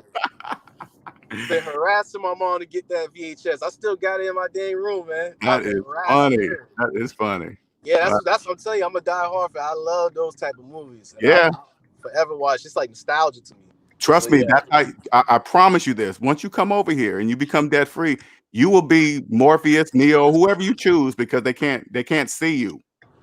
oh yeah, that is true. They can't see me, they can't hear me. No, but the slaves can't hear a word I'm saying. Oh, okay. So I got a question. Who you think are the Agent Smiths? Uh I think the part of the agents trying to stop you, I think that's just something made up. I don't think there's so much room over here. There's room for everybody. There's no room for, you don't have to cheat anybody. You don't have to steal. You don't have to backstab. There's plenty of room for everybody here. Yeah. They're not the only thing that is stopping slaves from crossing over, all they got to do is just believe in math and then they can cross over. That's it. Yeah, so in my perception, I believe the Agent Smith is their self. Oh, that's a good, you know what? Oh, I never looked at it that way. You're right. Yeah, it's like when You're they try to right. do change, and then That that is their self themselves. just pull them back. Yeah, that's why I You're believe in my right. perception. Oh, I mean, that really does say the same thing I'm saying, but I didn't look at it from that direction. Oh, I believe that. Okay, it's themselves. Yeah, them self stopping it. Yeah, and You're that's because right. I tell you I love that movie. I tell you I just be all those sci-fi, not even sci-fi, but those realistic in the future movies I be into, and I try to compare it to like day to day life. You are right. That is themselves. You are right. Okay, that makes total sense. Okay. Yeah. So yeah, again, I appreciate you for having me on your panel. I definitely gonna hit you back up on the back end. Yeah. So peace and love, brother. All right, man. Thank you. Thanks for jumping on. All right. All right, that was good. I like that. Nick says 3 kids still trying to. Oh, okay, I'm way back there. Okay, I'm trying to catch up with these. I don't know where I left off here. BMW, public transportation. You guys talking about the Charger. E-Man says 2 kids, baby mama, a wife. No, he's finished. He's making those women happy. He's just I be hearing that simp all over the place, man. Keeping up with the Joneses. Next choice. Okay, Ill Will says that's your problem. I take ownership of my own failed financial experiences. You live and learn. Sure do. Thank you, Nicer. Hey, what's up, Peggy? How you doing? Dennis says, LJ, can you talk about transition from debt free to owning all your time? That's a very, let me see, and real quick, because I talked about that in the members only area, so I'm gonna make it real quick. The transition for me was that first I had to literally detox from the 40-hour work week life, Monday through Friday, 40 plus hours, weekends off, maybe. Vacation, I get a week every year, 2 weeks every year. Holidays, extended weekends, all those are all programs for slaves. Okay, they don't question. I really believe that Saturday and Sunday were special days. They're just days of the week. They're not. Monday's not bad and evil. Those are feelings. When you apply feelings to days of the week, that's a problem. Okay. So I didn't know that. So it took me a year to detox from all that. I had to release my job title because I was a computer engineer, systems engineer 3. And when anybody ever asked me that, I would proudly say, hey, I'm a computer engineer, because in the debt matrix, that equals, hey, LJ's smart. If he's a computer engineer, he must make money because they know how to deal with computers, blah, blah, blah. That's just a translation, right? But that's just an illusion. The systems engineer title was given to me by who? My employer, the person that owned the time in my life, right? But when you're a slave, you don't really understand that, right? So it took me a year of not working, not having a job. And the only way I could do that is by not being in debt. That's the only way I could do that, right? But it took me a year of not having a job to detox myself from that, because I was really going through with withdrawals, because the first month I quit, I was going through, oh my God, all the years I put in. I might have a gap. My employer, they're going to ask me, hey, how come you haven't been working for a year? I had to release all that stuff. Once I released that, I was able to more transition over to what it feels like to own the time of my life, because quitting a job, that means 40 plus hours a week, which is what the employer owned, that I gave to him, some for free, some to get paid, because all of it was not paid, right? I immediately got all that back in my life. Now, what am I going to do with all this time? I had to incorporate that time back in my life. So I had time to do anything, right? So it's almost like when you see somebody coming off of drugs, but you're not shaking and all this other stuff, you're not going through. It's something that the only way you can do it, you have to quit your job, right? And I'm not telling you guys to quit your job. I'm just stating a fact. If you are working 40 plus hours a week at a job, that equates to meaning that your job owns the majority of the time in your life. And if they own the majority of the time in your life, that means you don't have any time for yourself to do what you really love. Doesn't that makes mathematical sense to me? I wish somebody would have told it to me like that. I probably would have walked away thinking. 74 months, crazy. They're saying the crash will be worse than the Great Depression. It probably will. I just don't. I don't know. This is what I do. I want you guys to understand something. I don't try to look into the future, because the future doesn't exist. Okay. Once you get out of debt, you'll understand something. Okay. The future doesn't exist. You can only create your future in the present moment. This right now, you guys listening to this, and you might be driving or whatever. Right now is the only time you will ever have to create your future. Right now, the present moment. So I don't look too far. Hey, there's going to be a crash next year. All I do is look around today. There's millions of people out of work. That means there's millions of people not paying their bills. I know for a fact that the housing market wouldn't exist if the majority of people didn't have mortgages. The housing market would not even exist.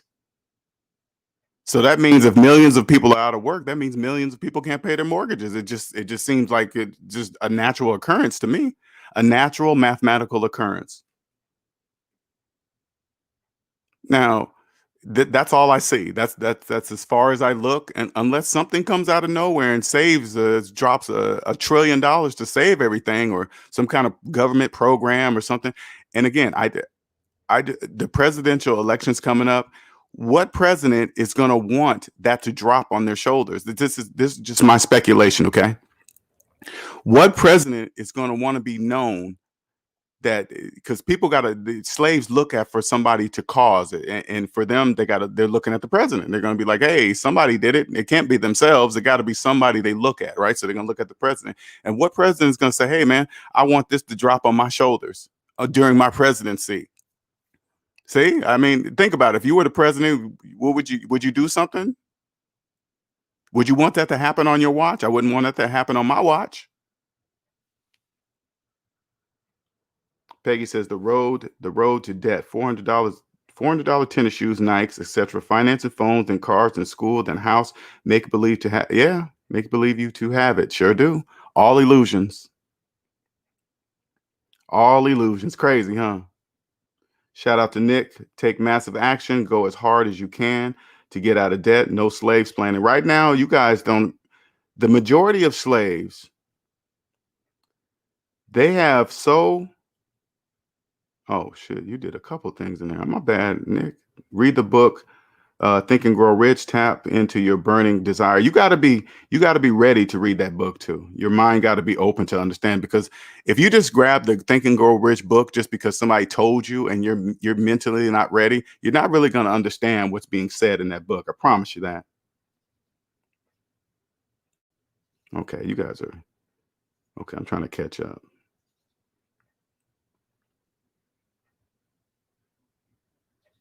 Okay, I read that one. Gold Professor says, how do you think the crash will affect people who are disability but are debt free? You got to remember, when you're debt free, you have money, right? When you're debt free, I promise you, if you imagine being debt free starting in your 20s, and then you got a mortgage in your 20s and you paid it off by the time you were 30, and now you're debt free with a paid off mortgage at 30. And you're working, you have a regular job, and trust me, you're going to naturally create a business. I promise you, because you're going to see how the real economy works, and you're going to naturally start a business. I promise you, you will. And then you're just stacking your dough. You're just stacking your dough. And even in business, imagine, people tell you, and I'm not against business loans. Okay. I'm not against that, but I'm just saying, you got to understand, even in business, if you own the buildings or the cars or whatever you bought, right? And because you get tax breaks, there's tax breaks on that side, right? But if you own the stuff, that means you would get, your tax break would even be bigger than the people that are financing things over there. Do you understand? It's a natural occurrence, right? So as far as like the people being with disabilities, I mean, it counts on if they have had debt. I don't know. Those situations are very different. It counts on the disability, the disability of the person. You know what I'm saying? So I'm assuming debt free with a disability, but are still functioning normal, right? So Gold says homeowner equal property manager. Homeowner equals loan owner. What's up, Fred? Mark says, this is great info. I am done being a slave. Everything you say is 100% true. Thank you, sir. You have just crossed over from being an unconscious slave to a conscious slave. Now that you're a conscious slave, meaning that you trust mathematics, now you're going to do whatever it takes to be free. Acting on impulse is a no. Act on the right thing. Act on the things that add up. Big Trust says, until freed, these people are still a part of the system, and that makes them our enemy. You have to understand, most of these people are not ready to be unplugged. Well, I don't really consider them enemies, right? Because again, I keep saying this: slaves are necessary. They're not enemies, right? They're necessary. We need slaves. We need people to continue, even though I'm freeing some people, right? Don't get me wrong. Even though I'm freeing, but I have 100%. I am 100% aware. I 100% acknowledge and conscious of, in order for this to work, the majority must remain slaves. Okay, I understand that. That's not in the system. I want you guys to understand the system is just there. It only favors those who trust mathematics, and it does not favor those who don't. That's it. And many of them are so inert. I hope I pronounced that right. So hopelessly dependent on the system that they fight to protect it. Of course.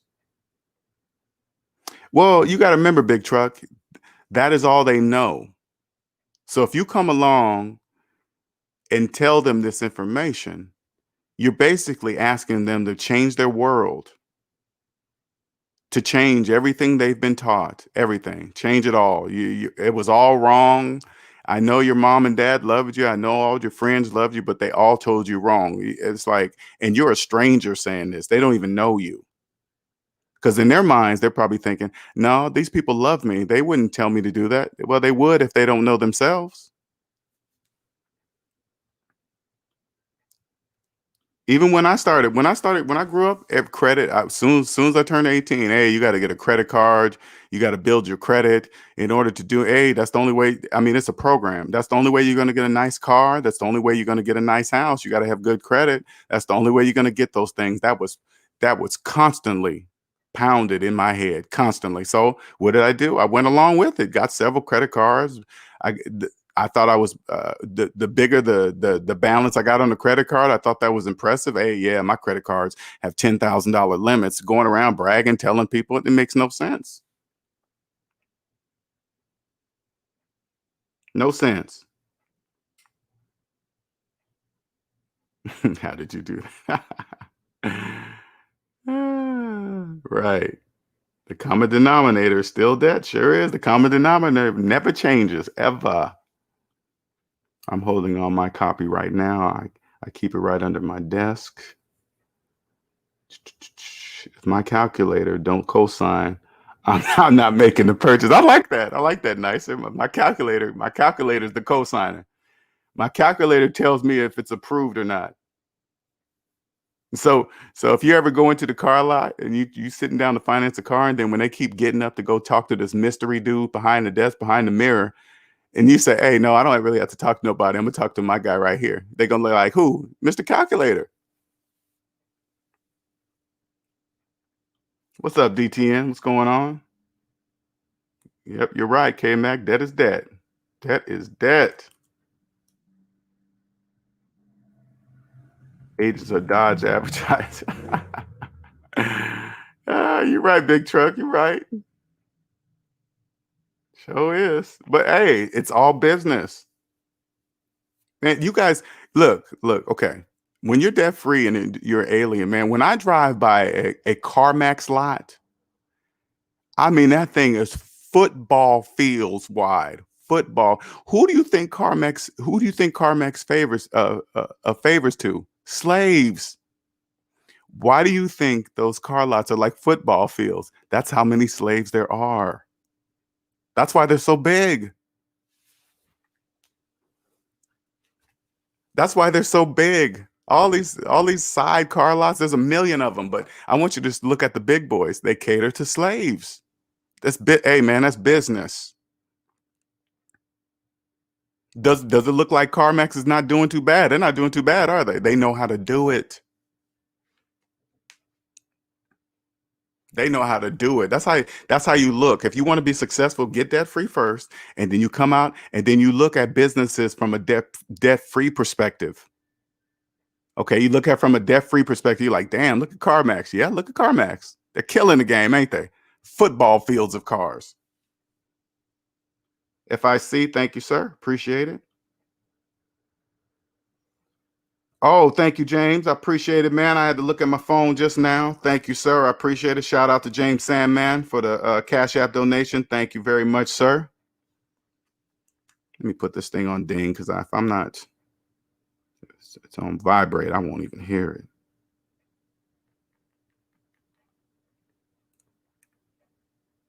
Thank you, sir. Now, again, here is the stream link. If you want to come up and ask me any questions, if you want to accelerate yourself to be free, I can create the blueprint for you. I promise you. I'll have the answer for you. I'll lay the plan out. But the only way you're gonna follow the plan, you must believe in mathematics. Everything I tell you and show you, you're gonna see from a mathematical perspective. I'll teach you I'll create a plan on how to get out of debt. I'll teach you how to reduce your expenses, the expenses that you probably have right now, phone bill, gas bill, insurance, internet, all that stuff. I'll tell you how to do all that at the same time, right? I'll lay it out for you. All you got to do is follow it, and then you'll be free. You probably don't even, a lot of slaves don't know by reducing their lifestyle. And there's a way to reduce your expenses of your lifestyle without really even looking like you're doing it. Because a lot of slaves believe if you reduce your lifestyle, you'll look like a slave or look like you're broke, or not slave, but broke, right? You think that, but that's not true. You can look just like everybody else. You can look like all the other slaves, but not be a slave. You can have the exact same phones they have. You can have the exact same phone service that they have, but very differently. You pay a quarter of the price than what they pay. They don't know that.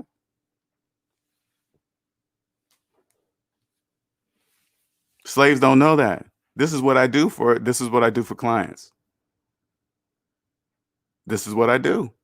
I can help you skip light years by getting the business of you, creating the business of you, making sure the business of you is started. Zero, again, I want to repeat this.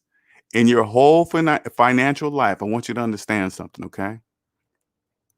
Everything financial in your life, everything starts with you. Zero starts with you. So if you're not at zero personally, your whole financial life is mathematically incorrect. It's wrong. Like, I want you to, like, for example, if you have, say like you have $50,000 in student loan debt, right? That's it. Say like and you had $1,000 in the bank, right? 1,000 minus 50,000 is negative 49,000. Just let's keep it real simple, okay? Now, you were probably contributing to your 401k, right? You're probably thinking, "Oh, I'm contributing for retirement. I believe I'm getting a match. I'm contributing up to the match," because slaves believe they're getting some kind of match, right? Now, you have negative 49,000. From that negative $49,000, that's the money you have to contribute to your 401k to get a match. Okay, I'm gonna say that one more time. Negative $49,000 is the money you have to contribute to your 401k to get a match. Now, here's the glitch. You're probably wondering, well, how can I contribute to my 401k to get a match if I'm negative $49,000 in the hole? You can't. That's impossible. That's the glitch. That's the glitch. And the only reason why it's a glitch, because you don't trust mathematics. You believe you're breaking the laws of mathematics by believing that you can contribute to a 401k with negative $49,000. That's the glitch. You broke the laws of mathematics.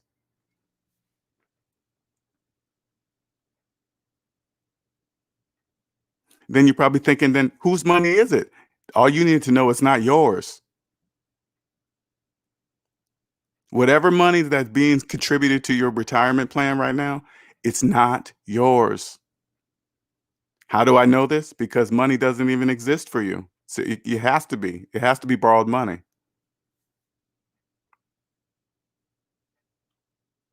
Someone says, if my subtraction is greater than my addition, I'm broke. Exactly.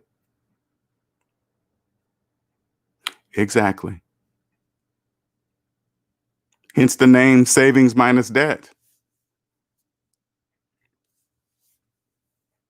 How can how I picked this name, savings minus debt? How can something so simple be so powerful? Because that's what it is. It's that simple. That's why it's so that's why it's so powerful. Because it's that simple. So simple that millions of people don't even believe it. That's unbelievable.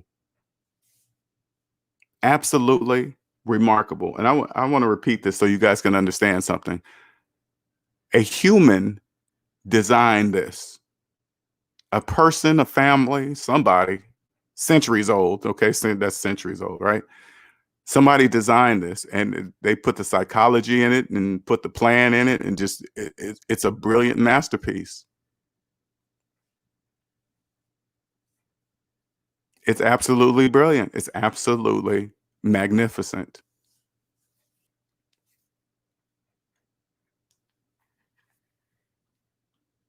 K-Max says in the 70s and 80s, most folks didn't have credit cards. Everything was cash and maybe bartering. Yeah.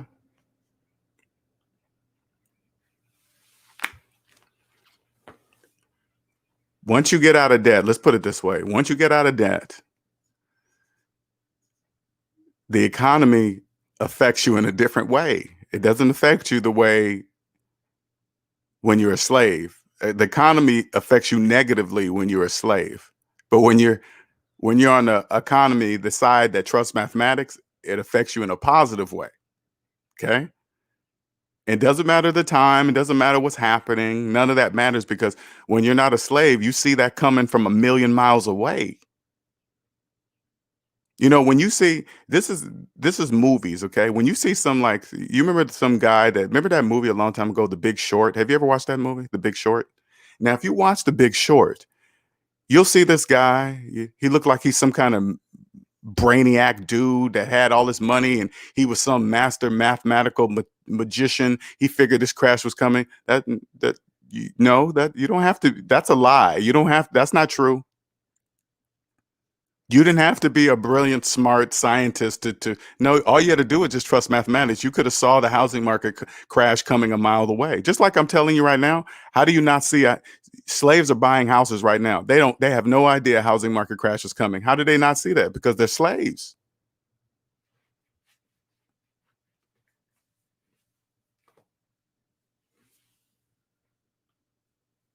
The Rothschilds and others designed this.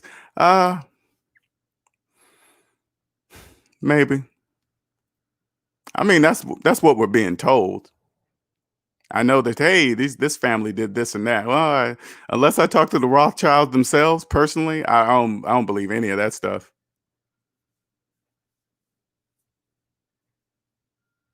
But, I'm not saying that it's not true. All I'm saying is this. I don't really point at anybody. I don't point at things, and that's the best way I can describe it. I don't really point at a source, say, hey, it's them. I don't say that, because everything was me. I could have been a multi-millionaire in my 20s. Easy. Easy. Well, not a multi-millionaire. I could have been a millionaire in my 20s. And then after that, in my 30s, I would have been a multi-millionaire ever since after that. Easy. That's not even hard. What's up, Dale? I quit my job 8 months ago and I'm still in withdrawal state. Now, this Dale is a good friend of mine, right? Very good friend of mine. We talk about next level shit. I quit my job first, right? Now, and then I had him do the same, but you got to remember, he wouldn't have did that unless I did it first, right? How am I going to tell somebody, hey man, in order for you to experience this type of freedom, you got to quit your job. Then they're going to say, have you quit your job? You say, nah, man, but I want you to quit your job. See, that doesn't even make sense, right? I had to do it first. This is something that you won't come across many people that done. Quit a job, quit a six-figure job on your own. You didn't get fired. You didn't hate the job. You quit because you hate. No, I quit because I wanted to be free. That's it. The job was lovely. The people were lovely. The pay was lovely. Then I quit. So now, as you see him, he quit 8 months ago and he's still going through withdrawals. This is a program that you gotta. It's like coming off of drugs. I promise you, it is. KMX says the Rothschilds, maybe. KMX says the banker completed their goal when the Federal Reserve Act was signed by Woodrow Wilson. All that. See, when I hear all that stuff, that none of that stuff has anything to do with me. Slaves have no idea. They don't even have to participate. The slaves believe the bank has to be part of their lives. That's what they believe. The bank doesn't have to be your local bank, the central bank. None of those banks have to be part of your life if you don't want them to be. Those are businesses. Okay, banks they're businesses. Just like hey, maybe you don't like Walmart and you stop shopping at Walmart. You got other choice, and then you just stop shopping at Walmart. Walmart doesn't have to be in your life. You're choosing Walmart to be in life by shopping there.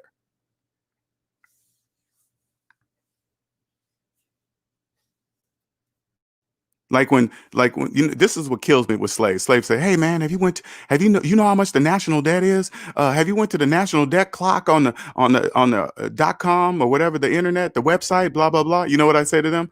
What's the national debt of you? How much debt do you have? And then they'll turn to me and say, "I don't know."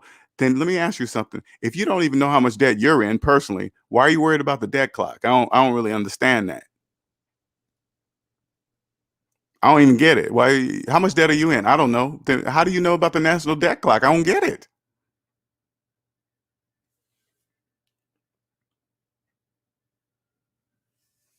It's like they say, "Hey, slaves, look into the light. Look into the light. Look at that clock. Look how fast that number is spinning. I mean, it's spinning so fast your naked eye can't even see it. Nobody stopped. No slaves to stop to say, 'Hey, who controls that website? Where's that website getting their information?' Nobody ever stops to ask that because slaves don't know. They just see that number and say, 'Ooh, that's the national debt clock.'" FIC says, "I'm going to push this channel. That slave word is hurting my guilty conscience." $200,000 in the negative, 5 years to get to zero. Do that shit, man. This is what I want you to. This is what I want you to say and do. Like, see how you proudly put how much debt you're in. You keep doing that. Okay, you keep doing that, and each time you see that number, and you start to get discouraged of how deep that negative. This is what you need to say to yourself. The only way I'm going to be not be a slave, that debt has to disappear. And there's different legal ways to get out of debt. If that's not student loan debt, hey man, there's other ways too. If that's $200,000 in student loan debt, you ain't got no choice. But if that ain't student loan debt, you have options. Okay, remember that. You're right. K-Max says, "However, what I said is a fact. By the way, I am debt free." Okay, cool.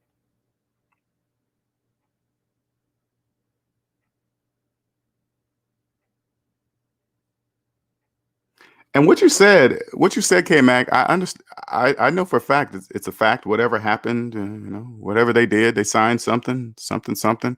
All that stuff is for slaves. I want you guys to understand all that stuff you see, somebody signing something to do something, that's for slaves.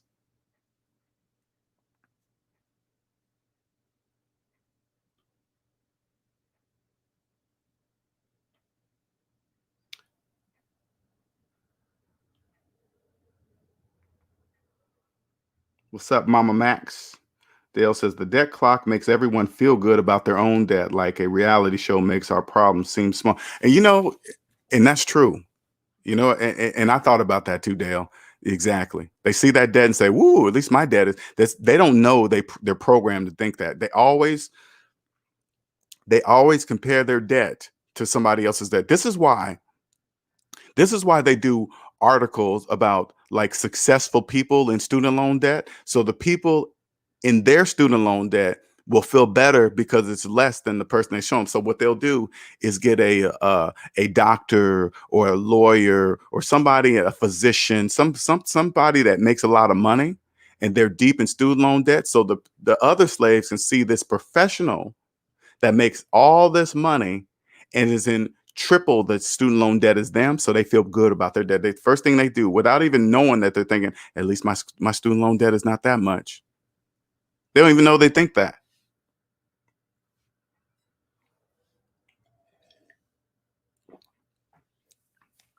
It's crazy. Now, if you have any questions, if you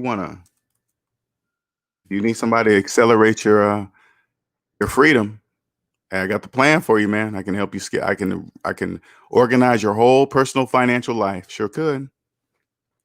Personal finances only. And I can lay it right on one sheet of paper, hopefully. One sheet of paper, and tell you what you have several options, especially if the majority of your debt's not student loan debt. I promise you have options. Okay, you do. Let me grab that, Dennis. I'll grab that link. I think it's in the well, look in the did I put it in here? Let me see.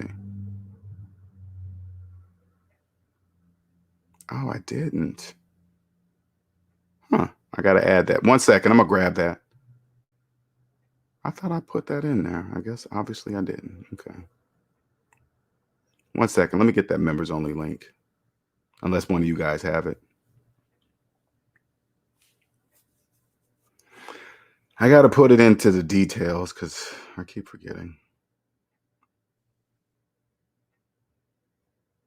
1 second.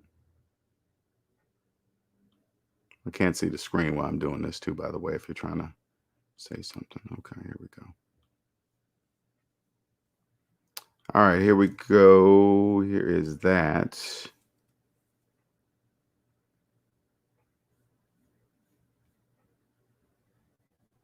There's the link.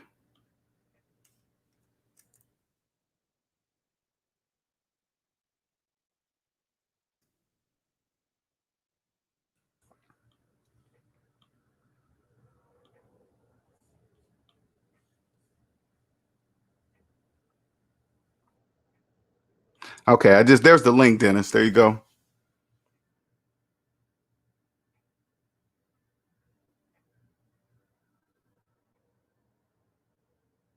There's the link I just posted is straight to the members only area. Mortgage, I'm going to earn that house. Yeah. Imagine this, man.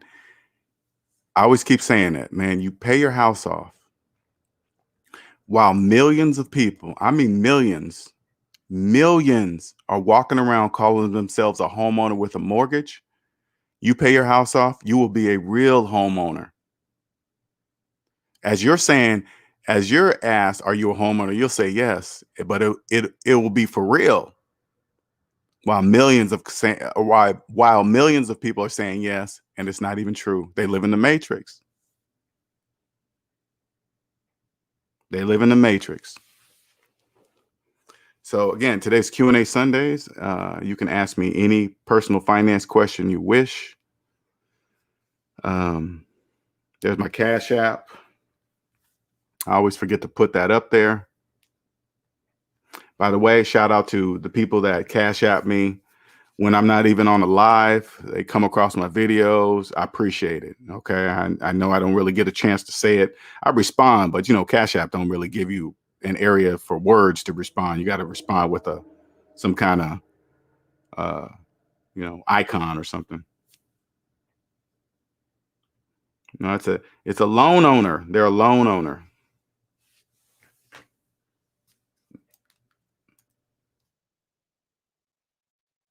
Even though I know loan owner is two separate words, I like it together.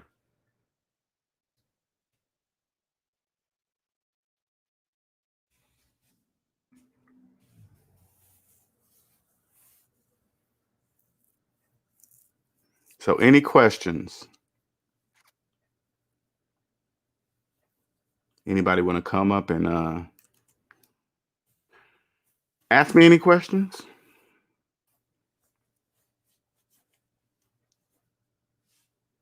Anybody want to stop being a slave? Maybe one of my videos have helped you. Maybe you want to ask some other SMD family members some questions. Most are in here. Some of them are in here. Different areas. Discord server, if you want to ask, there's more SMD family members inside the Discord server, which is in the details of this video. If you want to join, just click on the link and join up. Make sure you mention your YouTube name so we know who you are. But that's in the details of the video.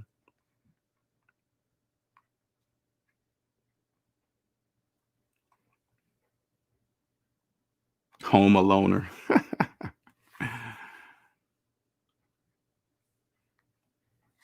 This is, and so funny. This is all people have to do to wake up. If they just call themselves a loan owner instead of homeowner, they will wake up, because each time somebody asks, are you a homeowner? You say, no, I'm a loan owner. You're going to wake up and say, wait a minute, I'm tired of saying that. I've been saying that for 20 years. But imagine the slaves. They got first and second mortgages out on the houses. Two mortgages on one house. And they talk about it like it's nothing to have a second mortgage on a one house. Nothing more screams slave. I mean, that literally 2 mortgages on one house screams slave.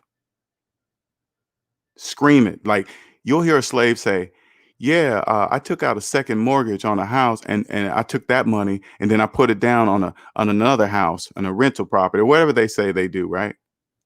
Now they own 3 mortgages. Listen, now they own 3 mortgages and don't even own the houses. 3 mortgages on 2 houses. Listen, 3 mortgages on 2 houses. Ain't that crazy? Absolutely nuts. And they really believe they are turning a profit. That makes absolutely no sense. This is like, for example, if you're a slave, okay, this is what I want you to understand something, okay? So you guys can understand, so you can stop saying things like, hey, my house is an asset when you have a mortgage. All right. Oh man, I got this house. The equity is going crazy. It's rising up. Okay, whatever. All right. This is what I want you to do. Okay. I want you to take your mortgage payment minus your mortgage equals your equity in that house.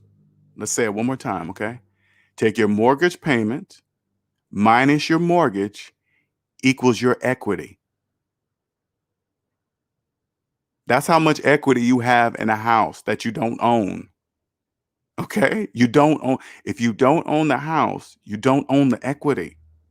So it cannot be an asset for you. It's an asset for the bank.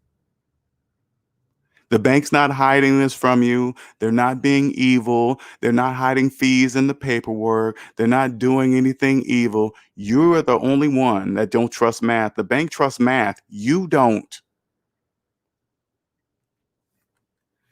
So since you don't trust math, they can make you believe an equity is yours in a house that you don't own because you don't trust mathematics.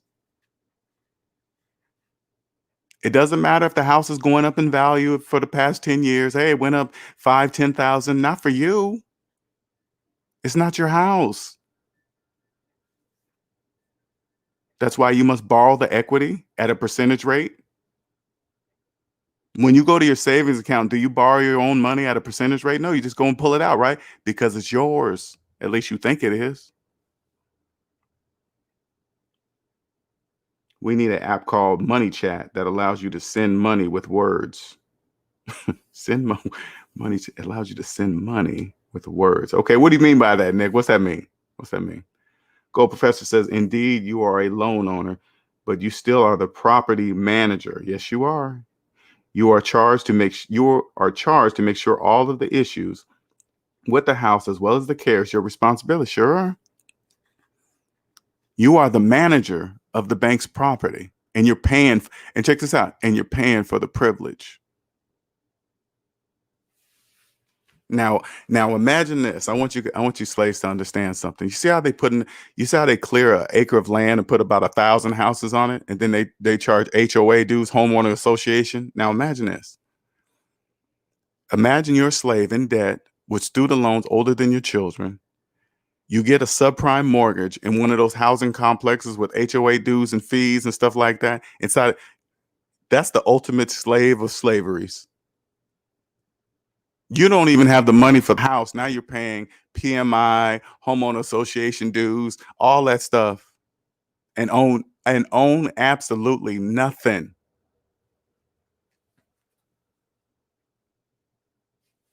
You think I'm gonna buy my own house where I live and then have a committee that's over me that can tell me what I can do in the property that I own? Hell no, I'm not. Ever. That will never happen. You are the bank's property manager. You sure are? Now, I know you guys in the background are listening. You guys got subprime mortgages. I got some bad news for you. Subprime mortgages are for slaves. They're built for slaves and designed for slaves. 3% down, no money down, borrow from your family, down payment assistance, all that stuff. All that is designed for slaves because they know you don't have any money. That's why it's attractive to you.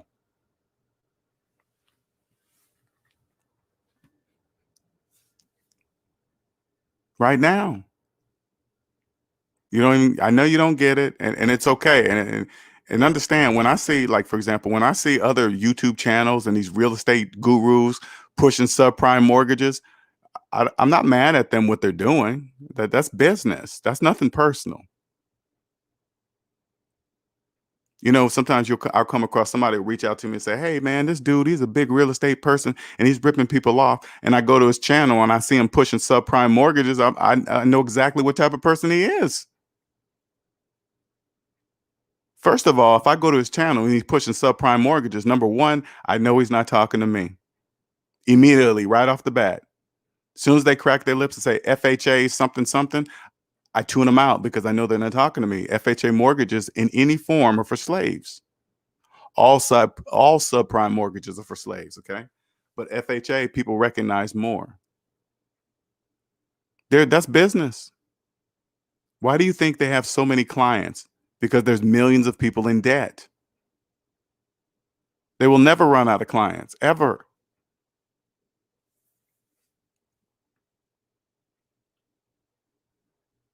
Nick Penn says, like super chats for for your old content. Oh yeah, right now super chats are only for live streams. Oh, that would be amazing. Wow, that would be cool. See, Nick, see how you coming up with something? Come up with that, man, and you never know where that takes off. Because that people would drop dough for that.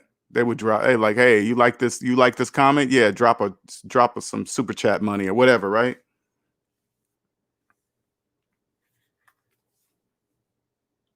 Wayman says sometimes the local government restricts you from making certain alterations to your home if you buy a house in a historical area. Now, yeah, I get it. I know there's rules in certain areas. So if I went to buy a house and then I come into that city and say, hey, yeah, by the way, if you buy a house, you can't do this. I have a choice. They've given me a choice. Do I want to live under those conditions or do I want to live in those conditions? If they tell me I have to do that, then I'll say, I'll just either say no or yes. But you know, if I'm moving to that area and they have a design that I like and they say, hey, we're going to keep it this way. I'm like, cool. All right. I like that. You know, I get it. Money chat. Wow. You're coming up with some good ideas, man. That's how it starts. It starts mentally. Something like that, Nick, that would make some serious money. That would make some serious money. That's why do you think money programs like what's this one? The one we're using now. The Cash App, right? It's Cash App and there's others, right? Now, yeah, you see the money transferring between these apps is free. They're not trying, but they make money off that money sitting wherever it sits. They made that. I mean, don't get me wrong. That's just like, man, to be able to transfer money like that is just amazing. But they make their money by having money centered. So like when you're ready to transfer it to your bank account, you can either pay a fee to have it done immediately, or you can do it for free if you wait for some days, right? I never pay a fee. I can wait, right? But you can't even imagine how many people pay that fee to get that money now, because people are in debt. So they pay that fee now. So they get money from fees, immediate transfer fees. And I can only imagine how much money they get from immediate transfer fees and the interest that they earn. Like me, that people that understand, they say, okay, you don't want to pay, you got to wait a couple of days. So if I got to wait a couple of days for the transfer, that means that's 2 more days of interest they make by making me wait. I get it. I totally understand it. Wayman says, I enjoy the housing architecture of Richmond, Virginia. Yeah, see, I mean, and if you like it and you move into that area and they tell you can't do that, you'd be like, cool, I'm cool because I like it already. So yeah. KB Scoop says, in a mortgage situation, what type of loan would be the ideal best for 7? Well, this would I suggest, KB. First, number 1, I want you to remove saying what would be ideal for this credit score. Okay. The only mortgage that you should accept ever is the best one in the United States of America. Okay. Only the best one. So wherever you live, you walk into if you live in a big city, you find out which one is the biggest bank in your city, whoever's the biggest, right? And then you walk into the bank and say, hey, I want to know the best mortgage you have to offer at this bank. That's the one I want. The top dog, the very tippity top that you offer anybody. And then the bank's going to say, oh, you want that one? Yeah. Then they're going to give you a list of requirements to get that type of loan. Okay. And then they're going to hand you a list. If you don't meet the requirements on the list, you walk out the bank, you don't come back until you do. Okay. So whatever the requirements of a credit score is, you must have that. Whatever money down, you must have that. Whatever years job, whatever the requirements are. And then that's the only one you accept. Ain't no party like a paid off house party. Exactly. Sure ain't. I'm telling you guys this right now. I don't know what that feels like to never have rent or mortgage again for the rest of my life, but I will. I will. And it's not going to take me 30 years. It's going to take me 5 to 7. That's it. 5 to 7 years, or maybe 5 to 7 or less. Okay. Because there's multiple ways to buy. I mean, the only way to buy a house is cash. Let's just say this right off the bat so you guys can understand something. There's only one way to actually buy a house, and that's with cash. That's with your own money. That's the only way to buy a house. Anything else is called financing. Okay. So when you hear slaves mix, hey, I bought that house, you gotta remember, slaves' definition of buy is different than in reality. Okay. Their definition of buy is financing. They say it every day. Hey, I just bought this house. You did? Really? In cash? No, I got a great deal. No, you did. You didn't buy anything. Okay. Their definition of buy is different. It's their reality, but it's not in reality. You know what I'm saying? You're welcome, KB. T. Lamar says, if we have less than $8,000 in debt, should we pay that all off and then start saving, or simultaneously be saving while paying off debt? Now, T. Lamar, that's a very good question. Okay. Now, I'm going to show you something so you can understand something. Okay. Number one, it's 100% mathematically impossible to pay off debt and save money at the same time. That's impossible. That's mathematically impossible.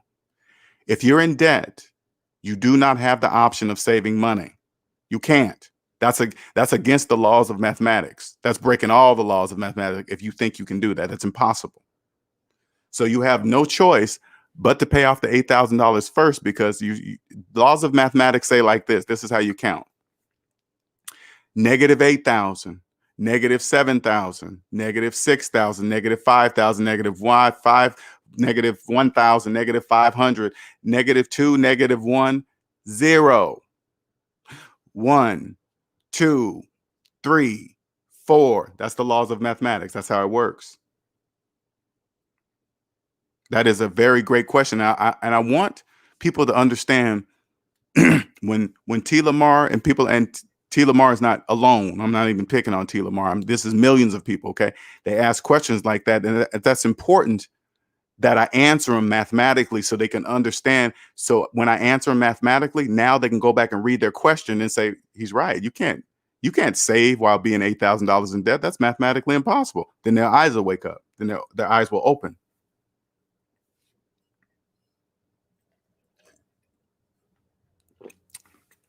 Because that's the problem with slaves. Slaves think they can borrow their way out of debt. Hey, I'm gonna get a debt consolidation, and then that's gonna save me $800 a month. No, it's not. The debt consolidation wasn't free. You're actually deeper in debt. Like when you go get a debt consolidation, that you think that service is doing it for free? They're charging you a fee. So if you think you're saving more money per month, no, you're not. You're deeper in debt because before you was in a certain amount of debt, right? And then once you hired their services and they added their fee in there, that means you're deeper in debt. You didn't save any money. What's up, Nicole? What's up, Andre? Right, Nick. That was a really great question. Really great question. Thank you, Nicer. Any other questions, man? That was a great question. There's the link if you want to come up and ask me a question, if you choose, or you can just continue to choose to ask me in the comments. Ain't no big deal either way. And you youngsters that jump in here, man, I want you to understand. Don't just because I'm 50, that doesn't mean anything. Math is timeless. Okay. Don't be fooled. Hey, he only knows this because he's 50. No. 1 + 1 = 2. I knew that in grade school. 1 + 1 = 2, and I'm 50. It's still the same. It doesn't matter. FIC says, what about having some money just in case of emergency? Maybe 10K. If you're in debt, it doesn't exist. Like, say like this. Okay. So say like, and I'm gonna just use round numbers. I'm not saying FIC is this situation, but I'm gonna just use this example, right? Say like you have $50,000 in student loan debt, and then you decide to save. I'm gonna save $10,000 just for an emergency, right? Well, 10,000 minus 50,000 is negative 40,000. The 10,000 is not there. Now, if you believe the 10,000 is in your savings account, you're breaking the laws of mathematics when the laws of mathematics are clearly showing you that the $10,000 is not there. So say like it was that 10,000 was in a bank. Now they took it out of the bank and then they put it under their mattress. The laws of mathematics don't change. It's still 10,000 minus 40,000. So the 10,000 under the mattress, it doesn't exist. Money doesn't in any form. I want you guys to clearly understand something. Money in any form, gold, silver, cryptocurrency, dollars, none of that exists for slaves. Okay, it's an illusion. What's up, Dave? What's going on? Yeah, it's been a minute, man. What's up? What's going on, man? Thank you again, Nicer. Nick says, I think the best strategy would be to quickly stack the money to pay it off. You are going against the clock, and you are going against the clock. The longer it takes you to pay it off, yeah, you're going against the clock.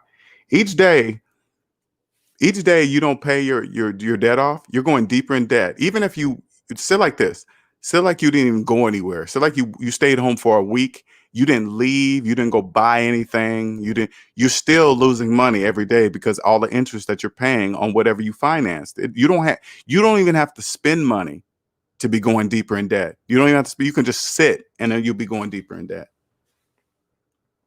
Dale says, I've had a paid off house for over 5 years, and it still hasn't settled into my head how comforting that should be. Ain't that crazy? That's strong programming. He got a paid off house and he's still not comfortable. Mortgage debt is in the trillions with a big fat capital T. And he's not part of any of that nonsense. And he's still not comfortable. Ain't that crazy? That's how strong the programming is. He's aware. Him and I are good friends. He know what I'm telling him is right, but the programming is so strong. He's still not comfortable with it. That tells you.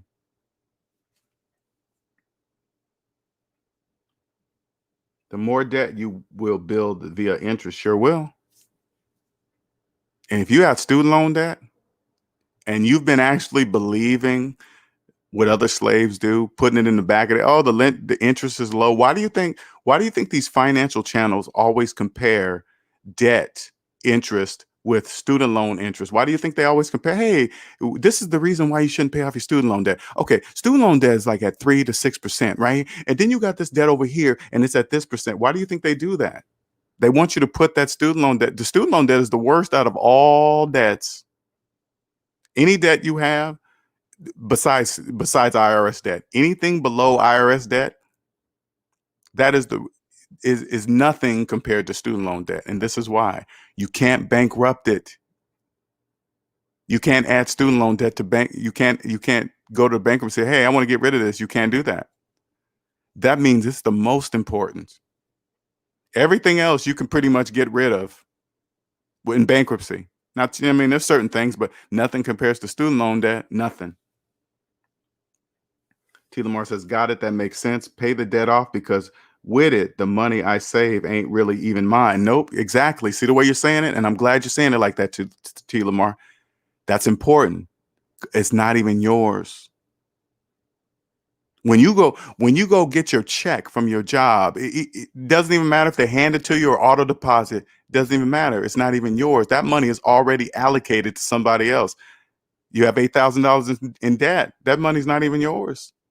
You're just the middleman. You pay that debt off. Guess what? Your check gets deposited to you. It's yours. Your money's going to stack so fast, your head's going to spin. Andre says he's in the crime income trap now. He needs to build his portfolio on passive income. Now, I want you guys to listen to the words. Hey, okay, if you're not debt free, don't pay attention to what Andre's saying because you'll never understand it. Don't try. Don't feel like you can. You can't. Okay. He's only talking to conscious slaves and aliens. Okay.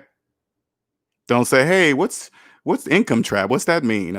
Portfolio, passive. What? Huh? I've heard passive. Yeah. And I want you guys to understand something. Even when you hear these words out in public, when slaves say passive income, it's different from a person that's not a slave. When you hear a person use words like asset, anybody, if you want to know the person that you believe that understands money, you think because you see their house and car, I want you to go up to them and say, hey, man, is a house an asset? Just say it like you don't know. Okay. Say, is a house an asset? And then you know they have a house. They're going to say, yeah. Then you ask, do you have a mortgage? And they're going to say, yeah, but it's not that much. I got a great rate or whatever they say. You got to immediately know that they don't know the definition of asset. Because if they believe their personal residence is an asset while having a mortgage, they don't understand how it works. Because that's not true. You can't turn to them and say, hey, what you just said is not mathematically true. They won't understand what you're saying. You can't say that to them. Screen Learn says student loan debt is a mobile plantation. You run away from it, but it follows you to your new home. It's in your car. You get a 2-seater. You got to get more than that because the student loan's in the other seat. You buy a bigger house for your children. Hey, I'm gonna get a 4-bedroom for my house. You might as well get 5 because student loan needs a bedroom too. And slaves don't know. Really, your student loan demands the master bedroom, not you, because you're not the master. That's why they call it the master bedroom. Why are you and your wife in the master bedroom when you're not the master? Your student loan debt is the master. It deserves to be in the master bedroom. That's why they call it master. T. Lamar says, I have parents who just got another mortgage for a house that costs 2 times more than the one they're buying, then 2 times more, and they are buying new furniture on credit, reinforcing the slave mindset and trying to pass it on to my siblings and myself. That's what you got to do. You won't be able to tell your parents that. For 2 reasons. It's ego. Parents won't listen to, hey, you're a kid. You don't know what you're talking about. But here they are financing houses and financing furniture. If you guys knew how much it actually costs to make furniture and you're financing it, you have no idea. You guys have no idea. If you check this out, if you knew the cost of everything that you buy, you would probably crap on yourself. But what I'm saying is business. It doesn't matter. It doesn't matter if you know or not, as long as you keep financing it. Student loan debt sounds like a loyal companion. Sure does. It's better than any pet. It don't have to do nothing. It don't have to clean. It gets its own room. It doesn't matter where you go. It doesn't matter. You can't hide your money from it because slaves don't really understand. Do you guys know the purpose of a social security number? Yeah, we get one when we're born. Hey, this is what you have. But don't you really understand the significance of that number? It's tied to everything in your life. Everything. So when you go try to cheat the IRS and taxes and stuff, you have to start from somewhere. Where your social security number. Everything is tied to you.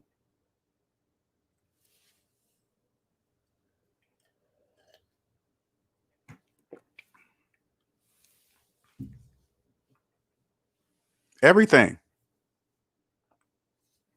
Slaves can't really see a lot of things, right? That's why things are so severe. That's why punishments are so severe when you make money without having to use your social security number. That's a pun, because that goes against the system. When you make money without using your social security number, you can't do that. That's illegal. You have to be, I mean, and the reason why you're skirting the system is because you don't understand the system. Once you understand the system, you won't have to do all that stupid nonsense, lying on your IRS taxes and cheating and not claiming money. Oh, it's not a big deal. Yes, it is a big deal. All of it's a big deal. All of it. If you take the time to get out of debt and understand the system, you will clearly see there's absolutely no reason to cheat it.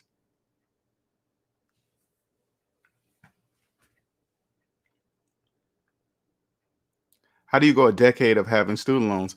Well, just like I did, Gabriel. The slavery mindset. You know why? Because everybody around me had them. I remember when I was in debt, I would always hear, the circle you're in there's a reason why they're your circle or something. You know that statement that your circle is your 10 friends or whatever, right? But nobody really explained. I always thought, okay, feelings, maybe where you work, I was comparing careers. No, what that really means, they're talking about financially. When you're a slave, you don't really understand. It's like, you don't understand. It looks like, hey man, I got a mortgage. My friend has a mortgage. My mom has a mortgage. Everybody has a mortgage. Nobody in my family really owns a house, but yet they're calling themselves homeowners, right? I never knew to think like that. And then every now and then I would come across a person that maybe had owned their home, right? Because when you own your home, you specifically tell people, yeah, I'm a homeowner. I have no mortgage. You say that, right? Not all the time. You don't really want to tell slaves that, but certain people, you'll tell that. There's a reason why they say that. Because they want to make sure there's a distinct difference from calling yourself a homeowner with a mortgage and without a mortgage. There's a distinct difference. Those call themselves a homeowner with a mortgage don't know. They're in the matrix. People calling themselves homeowners with no mortgage are free.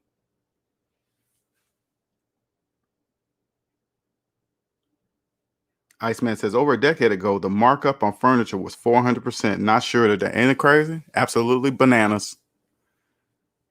But that's business. Now, let me tell you guys something. As far as once you get out of debt, once you become debt free and then you get into business, your world is also different than people that are in debt in business. It's the same. The math doesn't care. Even though I make a distinct difference between business loans and personal loans, I want you to understand something.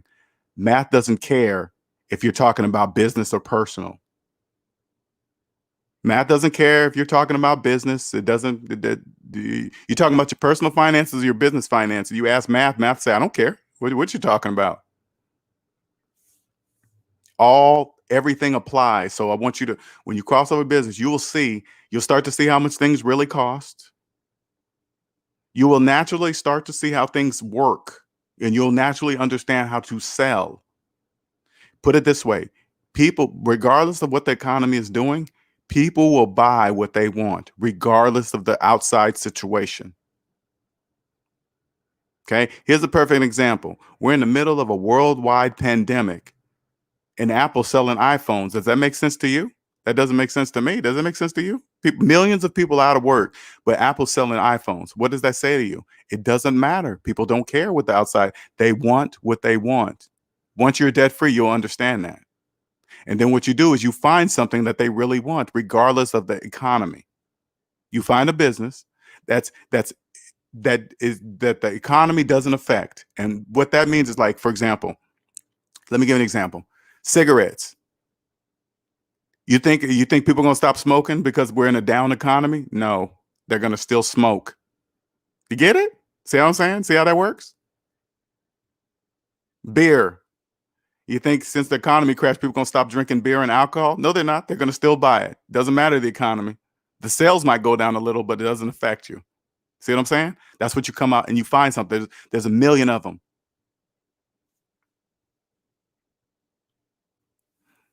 I call them legal addictions. Legal. That's why I keep telling you, there's no reason to cheat the system. Anybody doing your taxes and you think they're skirting the system, you fire them immediately. Because if they're lying on your taxes, adjusting things that don't exist, they're doing the same thing personally. That's why they're doing it for you. You fire them immediately.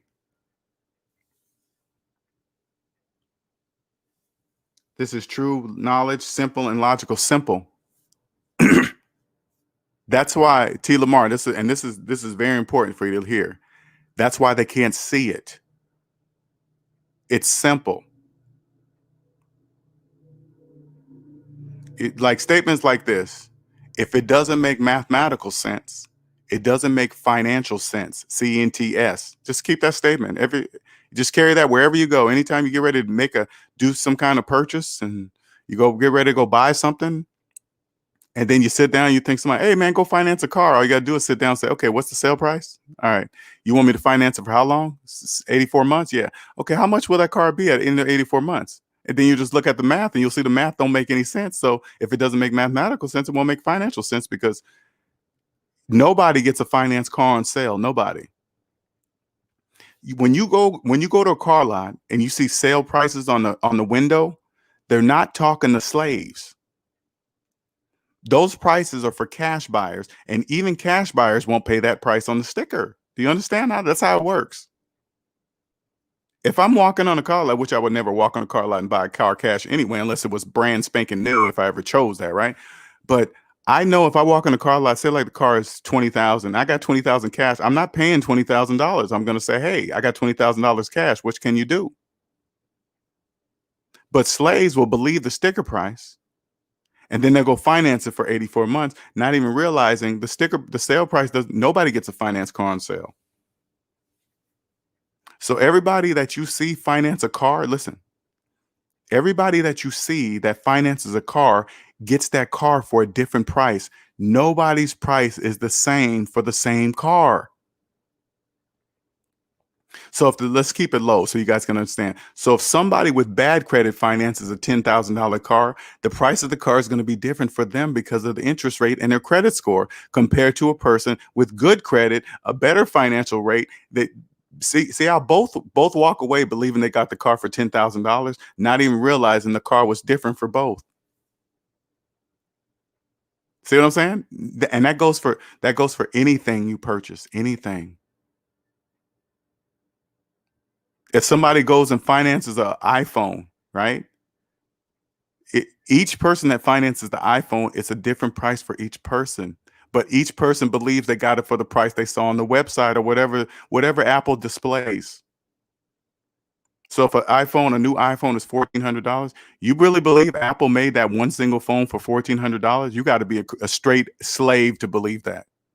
It did not. All the phones they make, you think each one of them costs $1,400? No, that's just what they told slaves. Thank you, T. Lamar, for the $9.99 super chat. Thank you very much, sir.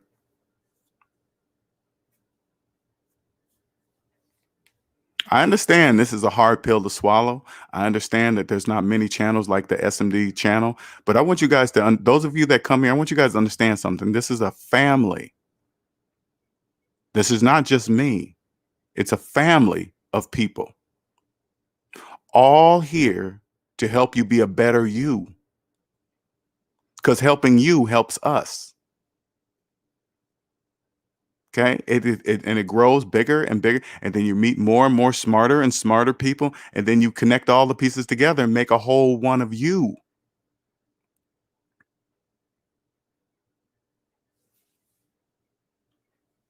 The younger you are to acquire this information I'm sharing with you, you'll understand. You'll see how easy it is to make as much money as you wish. You will understand this. The true value is the time in your life. Owning that should be the goal, not money. You do what it takes to do whatever it takes to own the time in your life. This is what this means, okay? So you can understand something. If you've had a job all your life and working 40 plus hours a week, That tells you right there that you don't even own the majority of the time in your life. Your employer does. 40 plus hours a week, they own that's well over 50% of the time in your life that they own. Nobody ever told me that.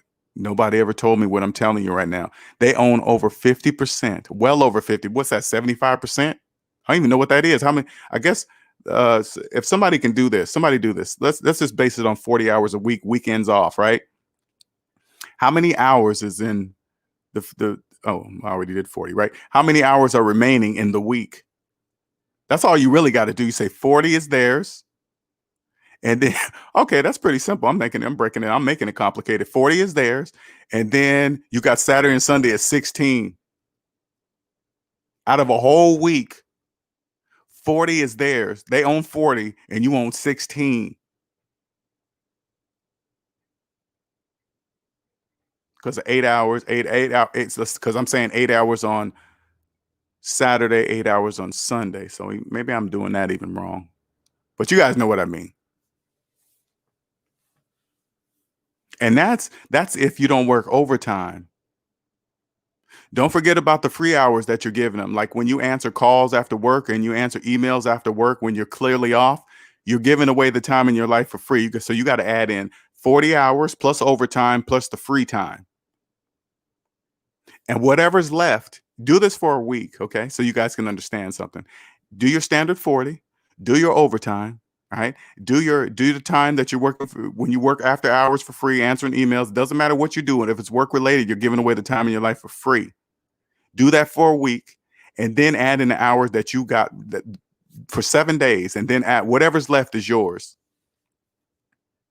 That's the percentage of the time in their life that they own of your time.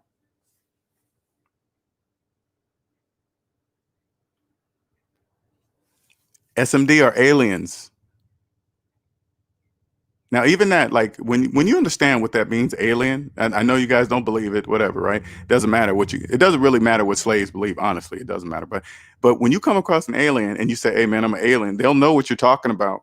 I know you guys think I'm joking when I say things like that. You call somebody, you call a slave an alien, they'll be like, what do you mean I'm an alien? What, you think I look like an alien? Never mind.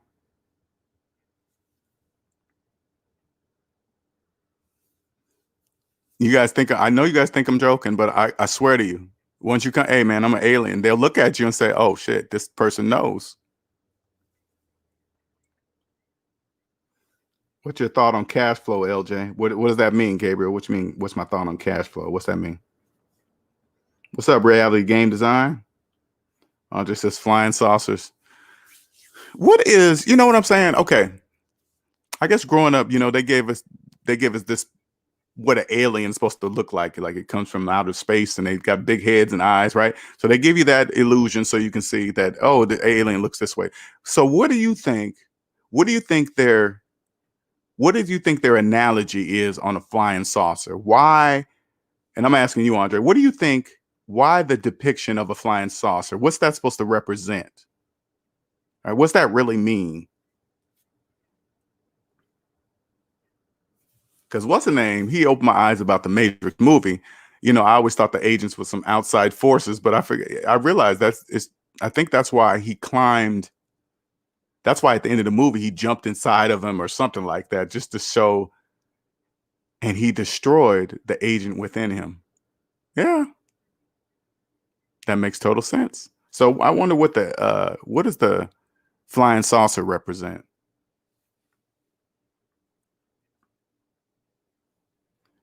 All right, here's if you have any more questions, there's a link. Honestly, I like the questions that were asked, but didn't know the type of questions they were asking. I like those kind of questions.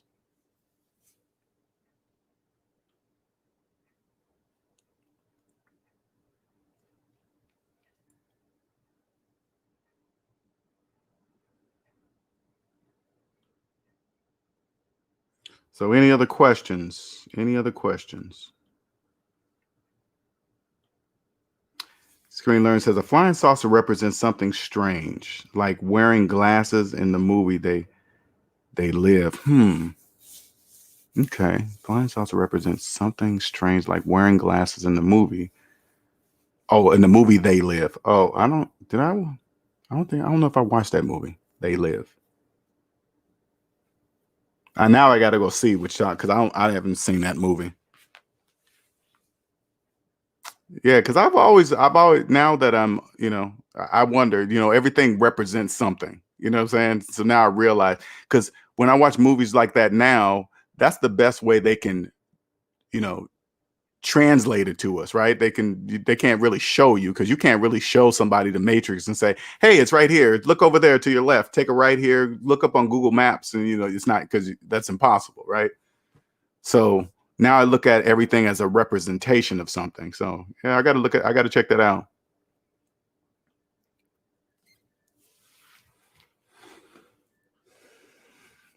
Any other questions? I see a lot of you guys in the background, man. Don't be shy. I can help you become an alien too. You can walk around. Well, you can't talk the way I do in public. You think I don't want you guys to think I walk around in public and talk the way I talk on the mic here. I don't, because there's too many unconscious slaves to do that. I'm not doing any of that.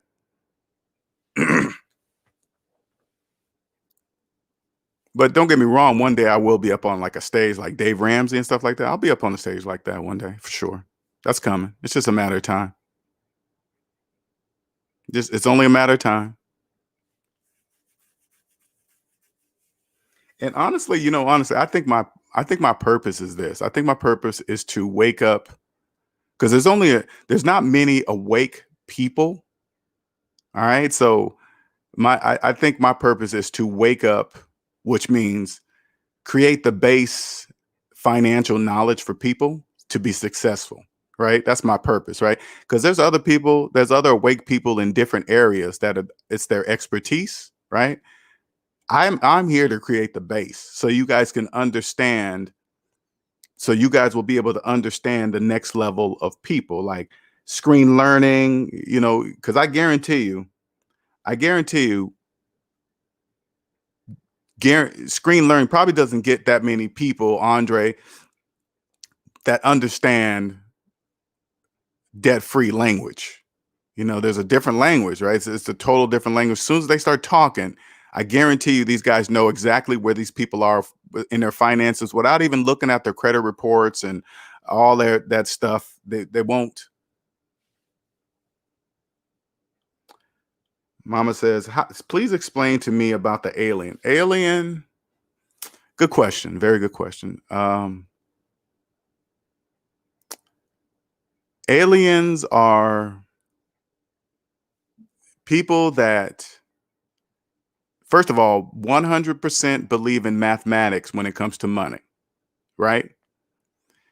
We understand that you'd never, ever, ever add your feelings into your money. Now, if you do add your feelings into money, you're going to acknowledge that you're adding your feelings into the money. That's why you're giving or trading this money or whatever you're doing. You're going to acknowledge that, but that rarely happens. That has to be a very extreme circumstance, right? It has to be something very extreme for you to add your feelings into money. It has to be extreme, right?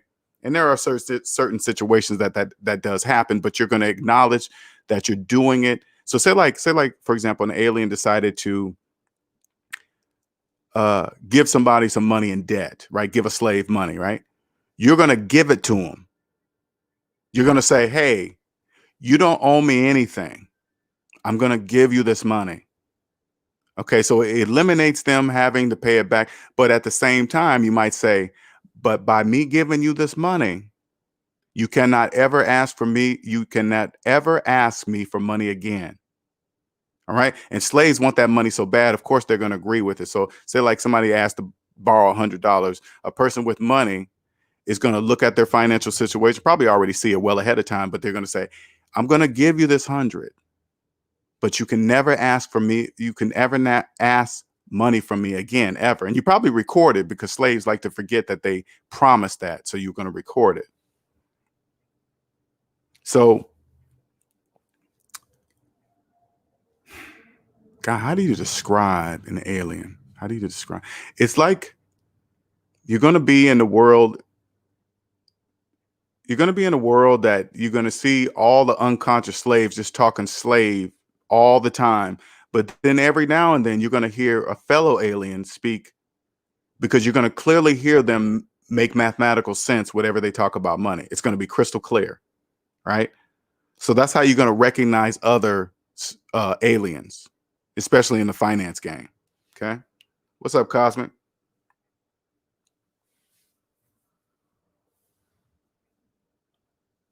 Yeah, I hope that makes sense, Andre, because I'm trying my best to explain. Because first of all, that question is never asked, because slaves don't even know alien exists. And they just think if you say alien, you got to remember, they say alien, you're going to think the aliens that they're shown on TV or buried in some desert, or the government's hiding them, or something like that. Whatever. It doesn't matter, right? But so they're going to automatically think that. They're not going to even understand what that means. But true aliens, people that understand money, they're going to recognize you right away. Okay. They always give themselves away. And being an alien, you got to understand something. When slaves give themselves away, they don't know that they're giving themselves away. They don't know it. That's what makes us aliens, because the best way I can describe it, slaves don't know that they don't trust math, right? So when slaves cheat on their taxes, right? Say like the slaves try to cheat the IRS, right?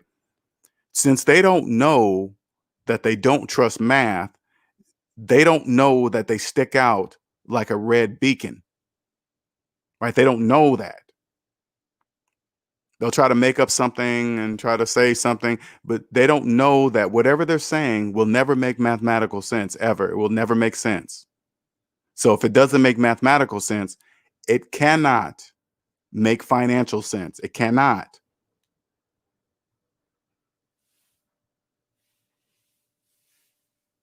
That's impossible. And I'm gonna change that. And I've been saying something. I've been saying my statement like, if it doesn't make mathematical sense, it doesn't make financial sense. I'm gonna change that. I'm gonna change that to, if it doesn't make mathematical sense, it cannot make financial sense. It cannot. Doing so breaks the laws of mathematics. And if you break the laws of mathematics, you'll be forever in financial prison. That's how it works. Johnny Blaze says They Live. It shows how people were manipulated through visual programming. Okay, I'm gonna check that out.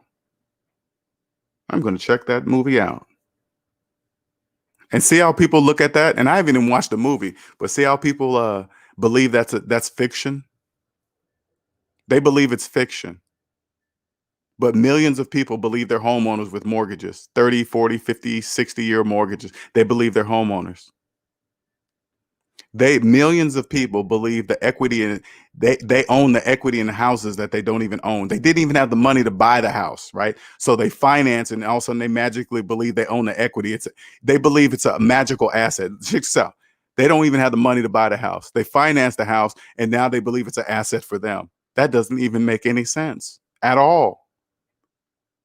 They don't understand movies like that are real. That's real.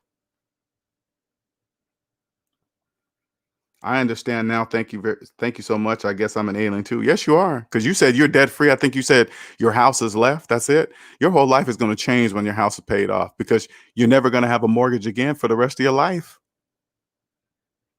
You just eliminated the largest expense that you will ever have in your entire life, because you have to pay where you live.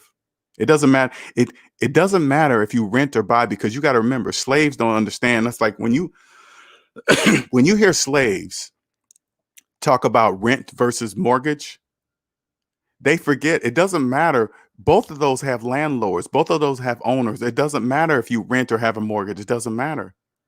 No different than leasing versus buying. See how slaves they compare two things that make absolutely no sense. Who's the master of both? The bank. Who's the master of both? Who's the master of both renting from the landlord or the bank? It really doesn't matter as long as you know it's not you.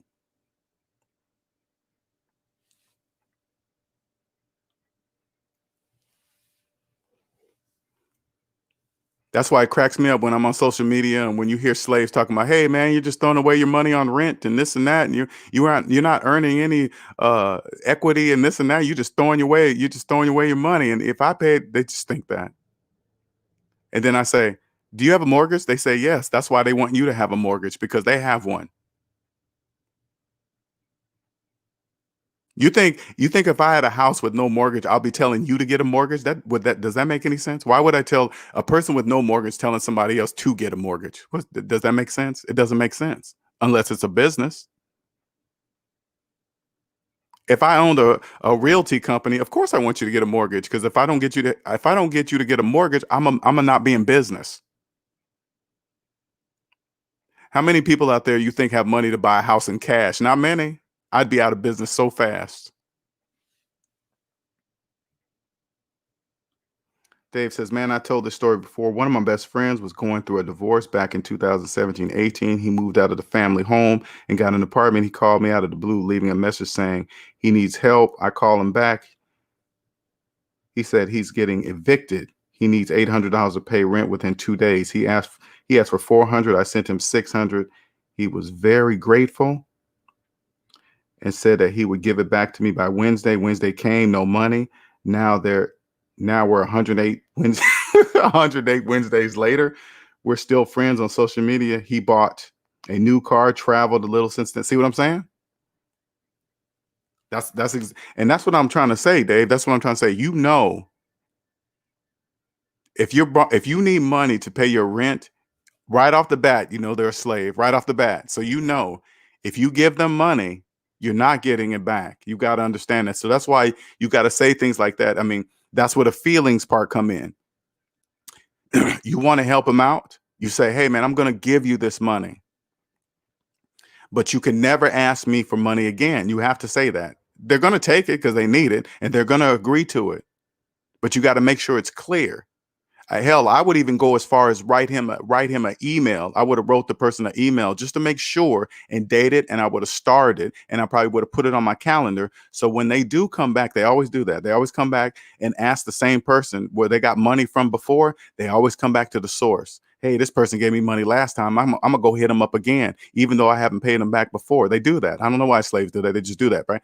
Then you just forward them to the email. Hey, remember when I said this? Because they always forget. And you forward them the email so to refresh their memory.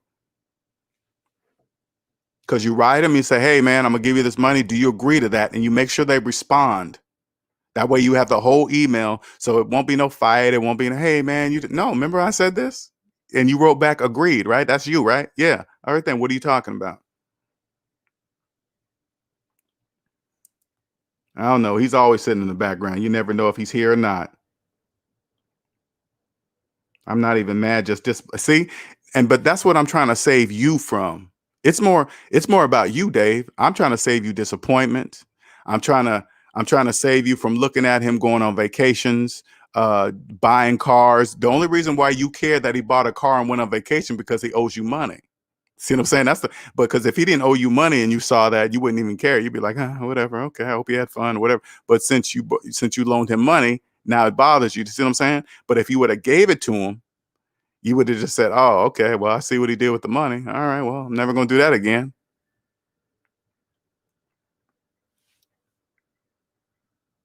I'm not sure what Nick is talking about. Something happened?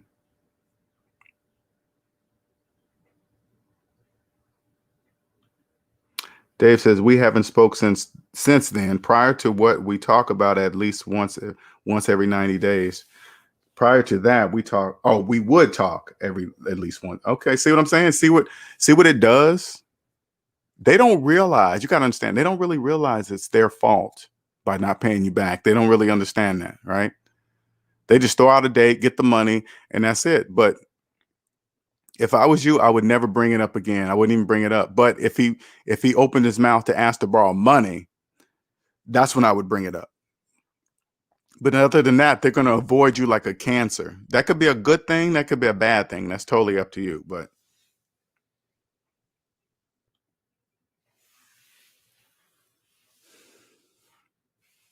any other questions?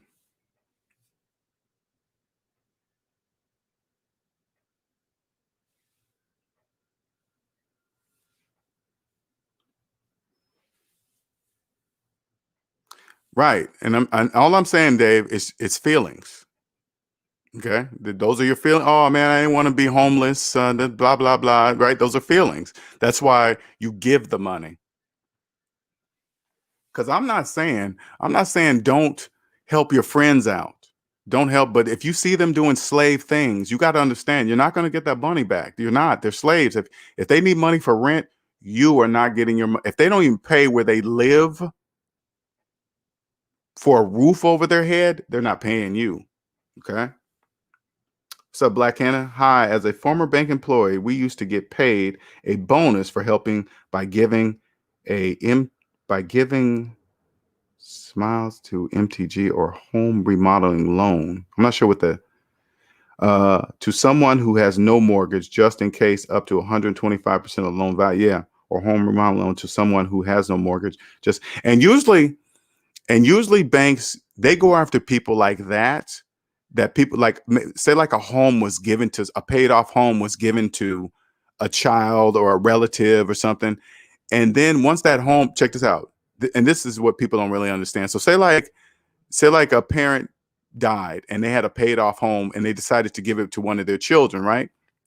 So if they give it to a child that doesn't understand money, they have to get that house transferred over to their name, blah, blah, blah, however they do it, right? But in the meantime, the bank understands, they probably already know that person's financial situation by their credit report, right? Because the bank owns all that stuff, right? The bank, the credit report bureaus, they already know their financial situation by their credit reports. So all they got to do is look at a slave's credit report, see if they're deep in debt. If they're deep in debt, they're going to shoot a message out to say, hey, by the way, you can refinance this house and you can get all this money and pay off all your debt and this and that and blah, blah, blah. And a slave is going to take it from, number one, they didn't pay off the house themselves. So they don't have any emotional, financial attachment to this house because they didn't pay it off themselves. So they don't know what it means to have a paid off house. So they're going to take it, but they're going to take this money. They're not going to pay off their debts. They're going to buy more stuff. And they're not even when they get the money, they're still not going to want to spend all, even though the money is borrowed, right? They're still not going to want to spend it all. So they're not going to take this money, pay off their debt, pay a car in cash. This is what they're going to do. They're going to take the money and then they're going to go finance some cars. They're going to go finance some stuff because they feel now that they have this money, they can make payments. And if they make payments, they don't have to spend the money that they have, which is all an illusion because it's borrowed in the first place. Mr. Benevolent says, I suffer from cognitive dissonance. Millions of people do. That's a program. That's supposed to be like that, especially when it comes to financial. That's on purpose.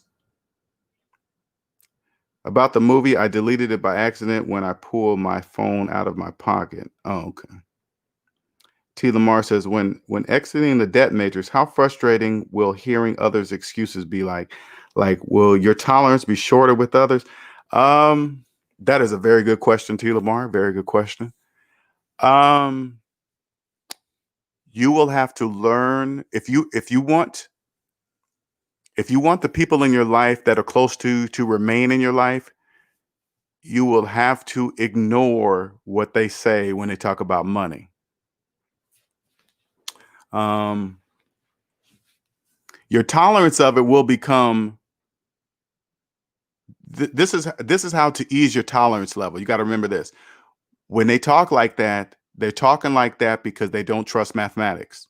And if they don't trust mathematics, that's by choice. They're choosing not to trust mathematics. So when you start to hear them talk about stuff, financial things like that, investing, house buying, rental properties, and they're in debt, you just have to understand that everything they're saying, they wouldn't say if they trusted mathematics. So since they're saying it, that's an obvious indication that they don't trust math because they're actually saying it. Because when you trust math, you don't say things like that, right? If that makes sense. But you really, yeah, I think Cosmic well said, you have less of that because you won't attract people like that, less slaves. But yeah, that's a very good, Cosmic's right. You're right. You're only going to attract people that are on the same financial mindset as you. You will no longer attract slaves. right? Your whole life is going to change as far as relationships. It's more than just money, but we're just going to talk about money here, but you're just going to attract a different type of people in your life, relationships, everything. Dave says, I have very low tolerance with people who are not good or decent with their money. It's got to the point that I don't even want to hear their problems. They'd be glad to tell you everything wrong too. Yeah. But my friends, they know what I do. So they're not going to call me with their financial problems, thank God, right? And the few times that I have tried to talk about finances with close friends, we end up getting into arguments, right? It's a disagreement. It's really bad. So I stop. And the only reason why I even continue to do it because I'm close to these friends and I love them like brothers, right? But I understand that there's nothing that I can do for them. LJ, do you think it's better to pay student loans monthly or save the balance and pay it off at one time? No, I think it's a good idea to do it monthly. I think if you feel that sting, it's important to feel that sting every month, right? It's two reasons. If you do it every month, you get to feel the sting. And then if you do it every month, that money's already gone. It's already gone to pay off the student loan. Nothing can pop out of nowhere. Some kind of emergency, something happened, my car, my emergency wedding. I got to get here. I got to fly there. This is important. Once that money's spent, it's spent. Right. So it keeps you accountable, because if you try to save it, I promise you, especially if you're in debt, something's going to come up and then you're going to dip in that money and spend it. Because I don't want people believing that if they try to save up the money to pay off the student loan debt, it's that money that you're saving is not there. And by leaving it there, you're going to assume that it's there. You're going to get more comfortable. You're going to say like you saved up $10,000. You're going to get, and you got about $100,000 in student loan debt. You're going to get comfortable believing that that you're safe. I got a cushion. I got 10 grand, and you don't. I would think paying off lump sum would be easier now, that because when you try to do that, you're bypassing the psychological part of it. Because if you believe you're saving up a sum amount to pay off the student loan, that means the money that you're saving, you're starting to believe that it's real, and it's not even real. You're not saving anything, because you're actually losing. Because this is what you do when you try to save up a lump sum amount to pay off the student loan later, right? You believe, first of all, it's impossible to save money at the same time having debt. Let's get that right off the bat. You can't do that. That's impossible. And then as you save the money, it's the money that you believe you're saving has become less and less, because the interest is building up more and more every single day on the student loan. So it's not really even there. But if you pay it, every chunk you pay off, that means there's less interest to be earned.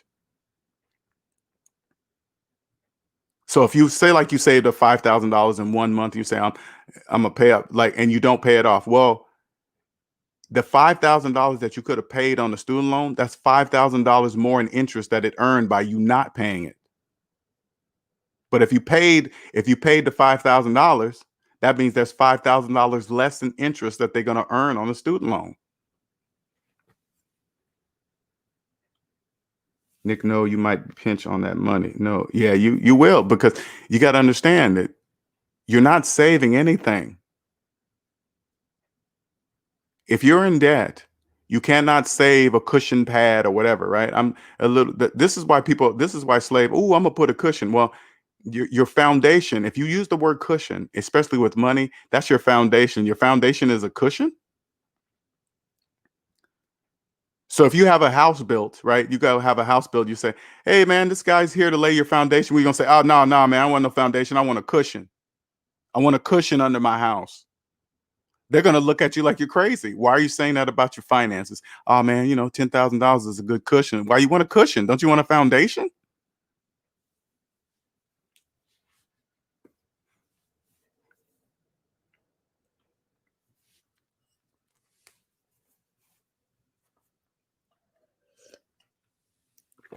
People say a lot of things and a lot of reasons not to spend that money. Oh man, what about I just save up a lot of money, man, and then I'll just pay it off in lump sum? No, that's just an excuse. It's just an excuse. Spend the money. It's already gone. People in debt, they don't really even understand. As soon as you get your check doesn't even exist. It's already allocated to somebody. You already signed that. You already signed your paychecks away to businesses. If you got a car payment, your check is already assigned away. If you got student loans, your check doesn't exist. It's already assigned to somebody. You are the only one that doesn't know it. You are the only one. If you got a mortgage payment, a car payment, credit card payments, furniture payments, washer and dryer payments, whatever, right? Each check you get is already signed away. You're just the middle person. You're the only person in a whole equation that doesn't understand that time is the most valuable thing on earth. You are using the time in your life to earn the money to give to somebody else. That's it.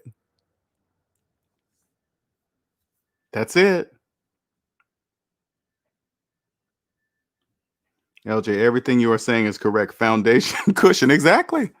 Slaves don't know they use those words. I'm telling you, you guys think I'm joking. I know you guys think I'm joking. Slaves can't see me. Slaves have no idea I exist. I'm an alien. Other aliens can see me. Andre can see me.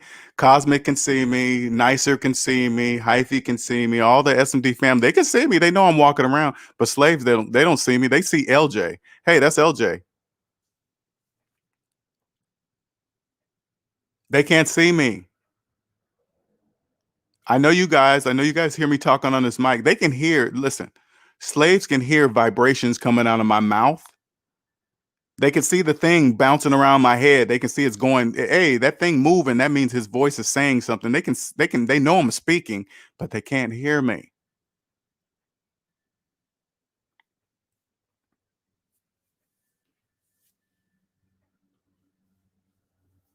I do. SavingsMinusDebt.com right there. SavingsMinusDebt.com. Sign up for a consultation.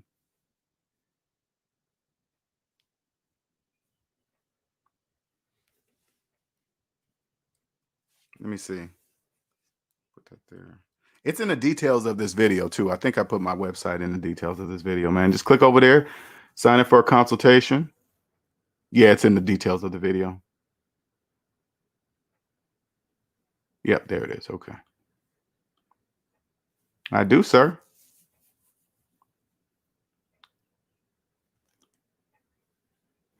Nick says, I would think if you were renting and you have student loans, that if you put all your money towards the loan, you wouldn't have money for rent.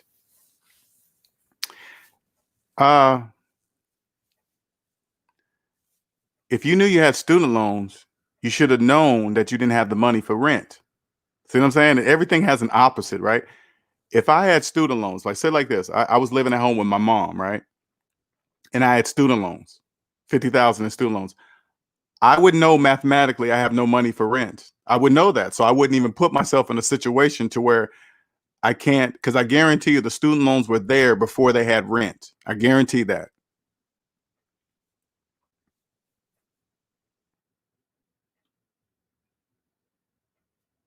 Well, Nick, of course you pay rent. You just put your savings towards debt. You just put your savings towards debt pay down.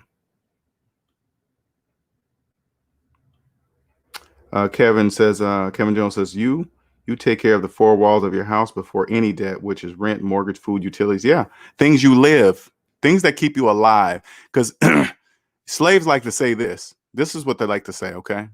So, and if this is you, if you're a slave, don't say these things out loud, okay? Don't do that, right? When you tell slave there's another life becoming debt free, you can become debt free. You know what slaves say? Oh man, you're always gonna have debt. You're always gonna have rent, light, utilities, and food. Those are not those things. Those are the things that help you stay alive. Okay, if you don't have a car payment, you're not gonna die. If you don't finance your furniture, you're not gonna die. You're not gonna die. If you don't go on vacations, you're not gonna die. If you don't eat, you'll die. In some places, if you don't have shelter, you will freeze to death and die. See, that's a difference. That's not, and if the things that are the bills that you're paying to keep you alive, you're in debt, no, you're not. the thing, your rent, your food, your lights, that's not the things that are keeping you in debt. I guarantee it. Slaves always like to say that, oh, what about this? No, I'm not talking about that, slave, nor am I getting in the conversation with you about it. So I hope you got that website, Mr. Benevolent. Cosmic says, with student loans, I'd get a cheaper apartment and use the difference towards paying down the debt. Don't get the luxury apartment in the sky with student loans. Exactly. There's different ways to do it. But you know what's so crazy, Cosmic? A slave will not reduce their lifestyle to do that. You know why they don't? Because they would look like they have no money to the other slaves. So they won't do it. A slave will not downgrade their Cadillac Escalade for a Honda Accord. They will never do that. It's like, hey man, everybody will think I'm broke. They don't realize we know you're broke. Aliens know you're broke. The only people you're fooling are slaves. Laura says, LJ, you done do too much of a good job making me debt free to the point that I get annoyed at slave words like mortgage, finance, etc. But hey man, you got to work on your game face though. That takes practice. Okay, you got to work on your game face when you're out and about with friends and they start talking that slave splaining. You got to keep your game face on, man, because they're gonna spot you. You don't want to let them know that you're an alien, because you don't say things, don't make funny faces when one of your friends announced on Facebook that they just got a promotion and they decided since they got a promotion they deserve a brand new car. You can't respond unless it's nice car. Hey man, you look good in it. Congratulations, because look at all the people underneath it. Hey, congratulations, you deserve it. You've been there for 50 years. You deserve a new car, whatever. Just let them say. You either say nothing or you congratulate them. You cannot let them see you because they won't understand you. They'll look at you like an alien. You know, like I said, you want to see the alien look? Check this out. If you want to know the look I'm talking about by looking at you like an alien, tell them that if they financed a car for 84 months, they didn't get it on sale. They're going to give you a look. Pay attention to that look. It's going to look at you like what? An alien. Hey, you're not really a homeowner if you have a mortgage. They're going to give you that look. They're going to look at you like an alien. What are you talking about? They don't get it. Nick says, right, all the flash is to fool slaves. Oh yeah, it's just to fool slaves. Slaves love shiny things. They love gold and fancy cars, big rims, big houses, cars that they say, you know, they'll come out with a Bentley and say, hey, this Bentley costs $300,000. Slaves just believe it. Hey slave, you really think it costs $300,000 to build that one car? Come on, slaves. Or somebody will flash a Rolex presidential watch. Hey man, this watch cost $20,000. No, it didn't. It didn't cost $20,000 to make that presidential Rolex. No, it didn't. Who told you that? Rolex? Rolex told you that, right? Yeah, that's what Rolex says. Okay, all right, that makes sense to me. They'll say, what do you mean that makes sense to you? You believe what Rolex said to you. You said Rolex said this watch costs 20. Now at the same time, I want you guys to clearly understand something. Rolex deserves that. They earned that. They earned the right to say this watch is worth $20,000. They earned that right. I know, and they know it didn't cost $20,000, but they earned by building the Rolex name. It's business. They put in some hard work to say Rolex is good. I'm not even saying that the manufacturer in the watch might be superb and all that. I'm not saying any of that. I'm just saying they earned that right. But I'm just saying mathematically and physically, it didn't cost $20,000 to make a presidential Rolex watch. It didn't. Sandman says, slave talk, happy they finance car. I run away. I can't take it. You got to run away. Hey, check this out. Slaves don't know when they roll up into their employee parking lot with a brand new car, they have no idea the statement that they're making to their employer. The employer automatically knows that this person is going to be here. They'll walk out and say, hey, man, nice car. This is what I would do if I was a boss. Hey, so-and-so. Hey, Johnny. Hey, you got a brand new car? Yeah, man, this is nice. This is the brand new so-and-so or bippity bop, whatever, loaded with this and that and blah, blah, blah. I'm like, damn, how much this bad boy cost? They'll say just like this. Oh, man, I got a deal, man. It was like, it's normally like 70,000, but since I knew the car dealership and the owner and the seller and the blah, blah, blah, I got it for this much. Oh man, how long did you finance it for? Oh man, I got an awesome deal, 2% point, 2 point blockety blah percent financing, and I financed it for 84 months. Now as a boss, I'll be like, damn, cool. You know why? Because now I know his ass is gonna be here for another 84 months. He ain't going nowhere for 84 months. He ain't going nowhere. He got car payments to make. Dave says those are the slave trigger words: finance, mortgage. I got a great deal. Trick the bank. I know, right? Trick the bank. Great interest rate. The banks ain't getting me. They always say that stuff. Oh man, the banks ain't making no money off of me. What, did you borrow their money? Yeah, they're making money off of you. I don't care how little you think it is. It's money. Oh man, shit. Instead of spending my money, I use the bank's money, and then I got over in the bank. The bank ain't making. Yes, they are. They are. Nice says, even if I had a credit report full of zeros, I couldn't show it off. That's boring. I'd rather show off a bench check and made. I'm going on mute now. Exactly. Showing a credit report with all zeros. Hey, check this out. You could log in if you're debt free. Okay, log into your Credit Karma, take a screenshot of all the zeros, and then put it in a frame and hang it in your house. Okay, put it in a frame and hang it in your house, showing zero. And then put it somewhere where when people walk in, they can see it. I guarantee you, everybody is going to ask, what is that? They can say, what's that? You're going to say, that's my credit report. Then they're going to look for the credit score. They're not going to see the credit score because you're not going to be displaying that. You're just going to be showing the part where it says zero debt. They're going to say, what is that? Then you're going to say it again. You're going to say, that's my credit report. Have you seen it? Have you ever seen one like it? They're going to tell you no. They're going to probably even tell you, I never even knew that existed. Exactly. It doesn't exist for slaves. KB says, you're paying for the name. Exactly. You're paying for the name. Rolex earned that shit. They earned that. No different than Gucci, no different than Prada.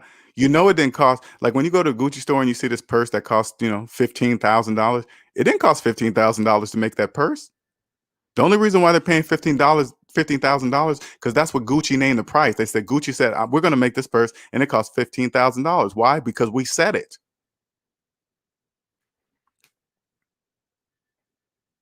Now, again, I'm not saying about the quality of the merchandise. I'm sure it's superb quality. Okay, I'm not even saying it. I'm just saying, however superb the quality is, it didn't cost $15,000 to make it. That's all I'm saying. So when you get out here and you create a business as a debt-free person, this is what I strongly suggest you do. When you don't have any debt and you go into business, money is not your main motivator. It's not. Number one motivator, you get out here, you create something, and the first thing you need to do is earn your customers' trust. You earn it. So this is what you do. You say, like, there's a particular field that you go into that might be multiple people in it, right? It doesn't matter. It doesn't matter how long they've been in it or whatever, right? You go and read their reviews. Their reviews will tell you what you need to do in that field. So you look at the good and the bad ones, but the bad ones are the main ones you're looking at. It's like, hey, the shipping's horrible. The product does this. I can't stand it when they do that. The communication is horrible. Because one thing about customers, they do not like, if they want to spend their money, they want to feel like they're a customer, that they mean something, right? When they shoot you an email, you just don't fucking ignore them. You got to respond. You got to send them quality product. They got to know if they're spending their money and they press pay or send or whatever they do to pay for that product, they know when the delivery of that product is going to be timely and it's going to be quality. People want to spend money and not think about it twice about if they're going to get a good quality product in a nice time frame. I promise you that. You earn, number one thing, you earn their trust. Once you earn their trust and you deliver a great quality product, they will always spend with you, and they will spend with you for whatever you charge.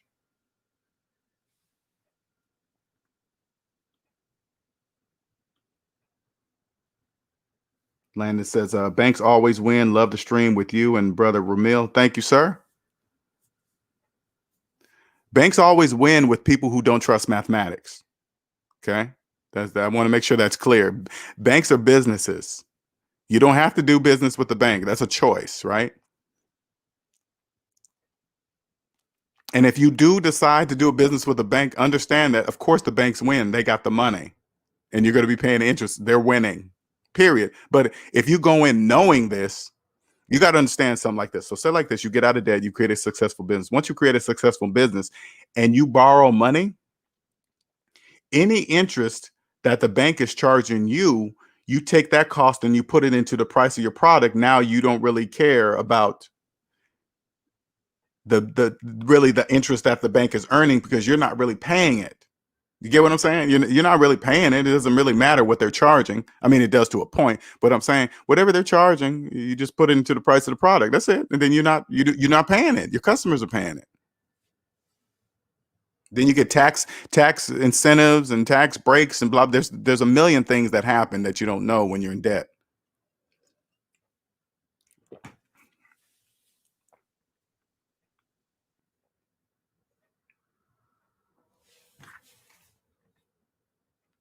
Wow, we're going on 3 hours, man. We're going to have to wrap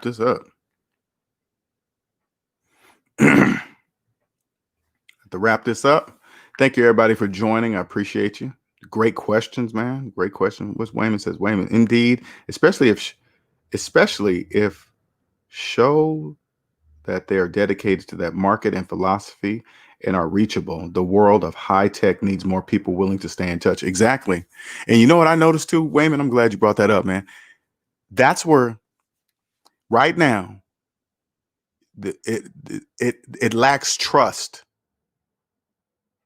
People want trust and don't even know it. You know why? Because it's obvious they don't trust people, especially when it comes to money. They don't trust who's trying to scam me, who's trying to take my money. This product is bull crap. They just want to take my money. You take those things that the customers are saying and you bring it to them the way they want it. So if they buy from you and they email you, they know they're going to get a response. They know they're going to get their product. They know they're going to get quality product. That's, you earn the trust. They don't want to be feeling like they pressed the pay button and now they're just nothing. Like, for example, let me tell you something. I just bought something like I was buying something for my girlfriend's business, right? New place, never heard of it, right? But I said, okay, they're the only ones that have it. I'm gonna buy it, right? So I go over there, I buy it. 1 week later, okay, as soon as I purchased it, I immediately get a receipt to say, hey, you purchased this. All right, cool. Got that. All right, cool. I like that. All right. And then 2-3 days later, I get no confirmation of no shipping, nothing's happening. So what I do, so I go back to the website. There's no phone number, right? Okay, cool. I'm cool with that. But there's an email address. So I email them, hey, this is I make sure everything's out the way so they know exactly who it is, what I'm talking about, put the order number in the subject line. Hey, I bought this back on a few 3-4 days ago. I haven't heard anything about shipping, blah, blah, blah. Nothing. Okay. I say, okay, well, maybe they were out of stock and they just don't want to tell me because I might take my money back, blah, blah, blah. And I mean, I get it, right? 1 week later, nothing. And so in a few days after the first email, I emailed them again, nothing. And this is why I use my credit card to buy everything. Okay. Nothing. Hey man, I emailed you 2 days ago. I haven't any response. What's up with the product? Nothing. So what did I do? Called up my credit card company and said, hey man, this charge, I've emailed these people twice. I bought this product, emailed twice, nothing in return. Because they ask you, what have you done to try to reach out to them? I reached out to them twice on this date and this date. I have the email, so no return. So I confronted on my credit card company.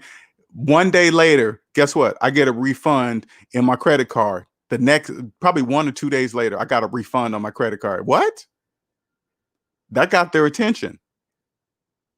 Can you imagine some people probably just leave it and let it go, don't say anything, let them ride, whatever. Immediately got me a refund. Because you got to remember, too many if they do that too many times, they're going to get flagged by the credit card companies. Oh, this company's trying to rip people off. Because you guys don't really understand the power. You guys don't really understand the power of credit card companies that they have. Without them, you would have no business. That's why the credit card companies can demand whatever they demand for their fees. You know why? Because you would not be in business without them.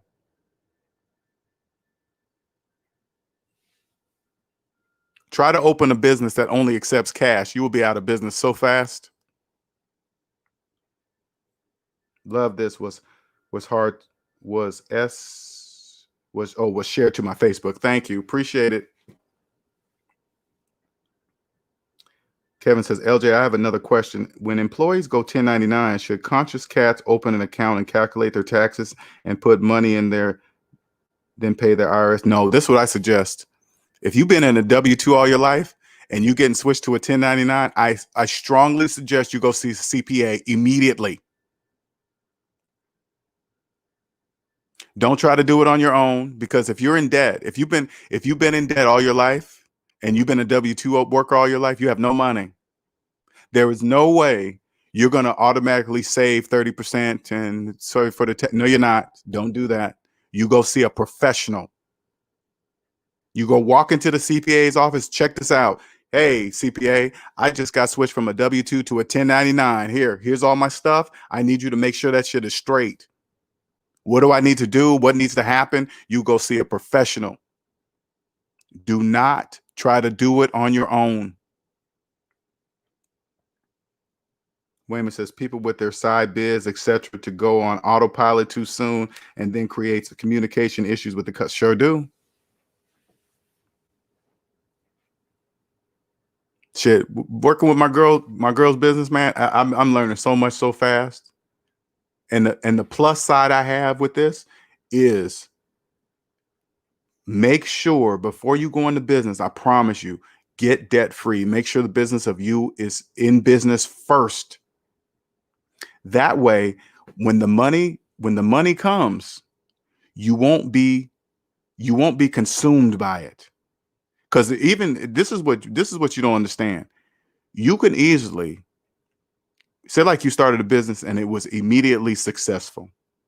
Immediately, and you saw that money coming in, it could easily consume you. And if you accept all this money without creating product or whatever in time, now you've got a backlog. Now your customers own you. Your customers will own you. No. I create, sell, send. That way my time is still mine. I'm creating this much. That way it's already created. When I sell, it's already ready to deliver, and then it's send. They get their stuff right away. And then, you hear stuff. Hey man, you need to create more. You need to do this and do that. No, I'll do what I want to do. I'm not doing what everybody else says what I need to do. Are you getting your great product when you buy it? Yes, that's all you need to concern. Nobody controls me. If you start a business and it's so successful, but you see your normal life, like the things you like to do, enjoy, go out to dinner and have some fun, relax at the beach. If you start to see that start to change and you can't do that, that's a problem.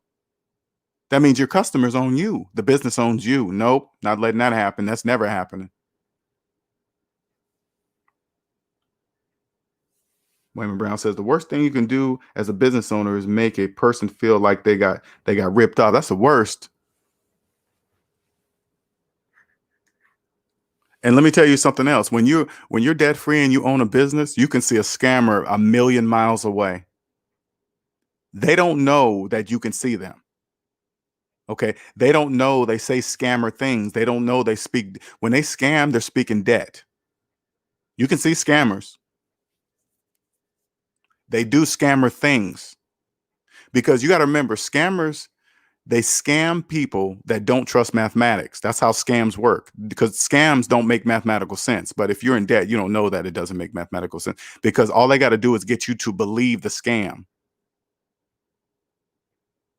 But when you have a business and you come across a scammer, you can clearly see it's a scammer, but you don't respond to them like a scammer. You don't say, "Hey, effer, mother effer, you know, I know you're scamming." No, you respond professionally, but you respond with something that makes mathematical sense, because they can't go against something that makes mathematical sense. But they don't know that either.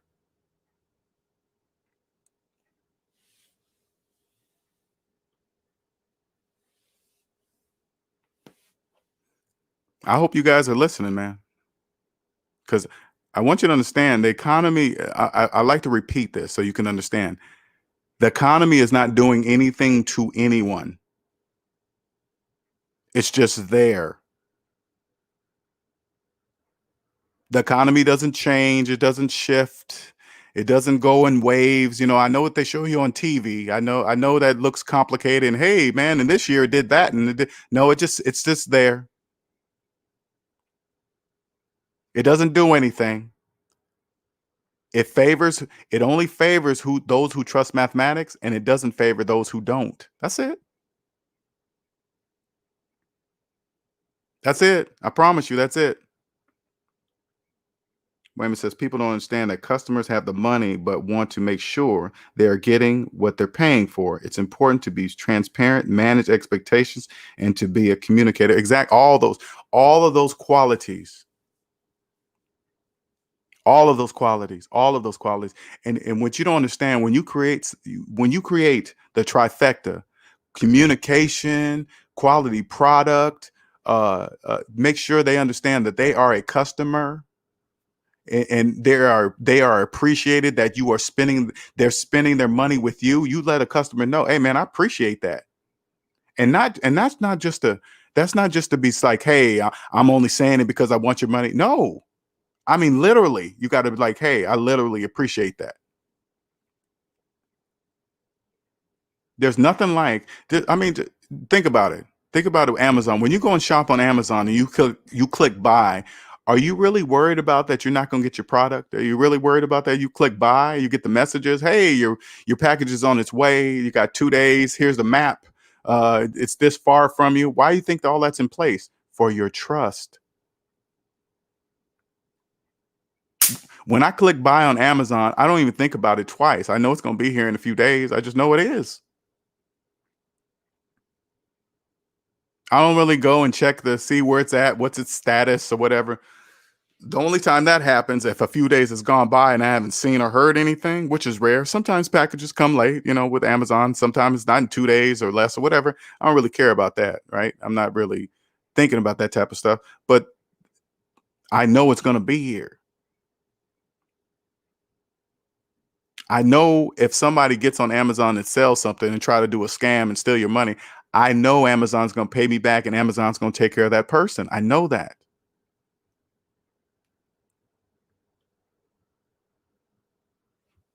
That's why I use a credit card to buy everything.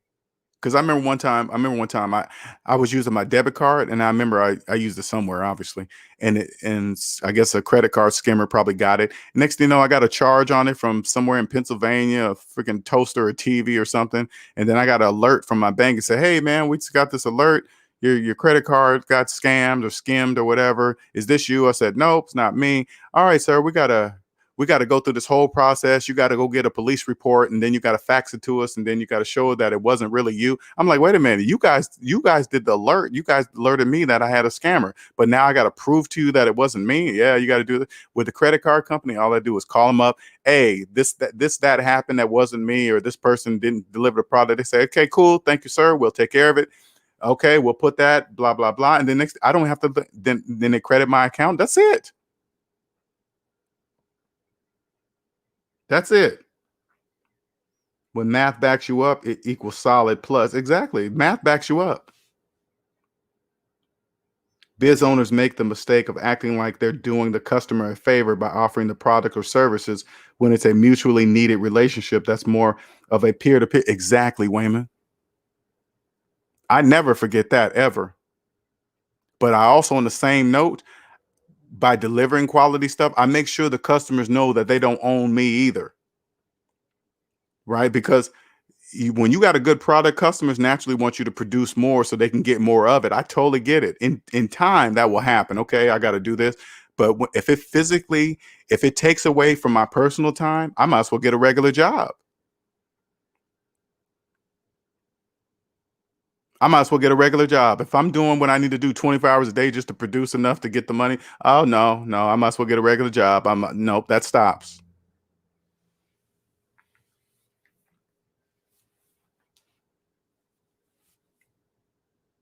If you're trying to start a business, you better not be doing it for the money. You got to figure out, okay, if you want to start a business because of money, I want you to understand something. I want you to realize something. Why do you need that money? Figure out why you need that money. And that would 9 times out of 10, why you're going for that business. Because if you're going for that business for money, that's the wrong thing to do. If you're not going into a business that you're going to earn your customers' trust, you're in the wrong business.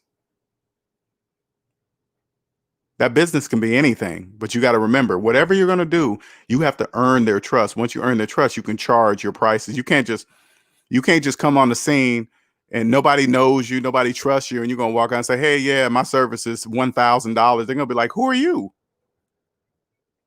You think a bunch of slaves are going to trust you with $1,000 and don't even know you? No, they're not. No, they're not.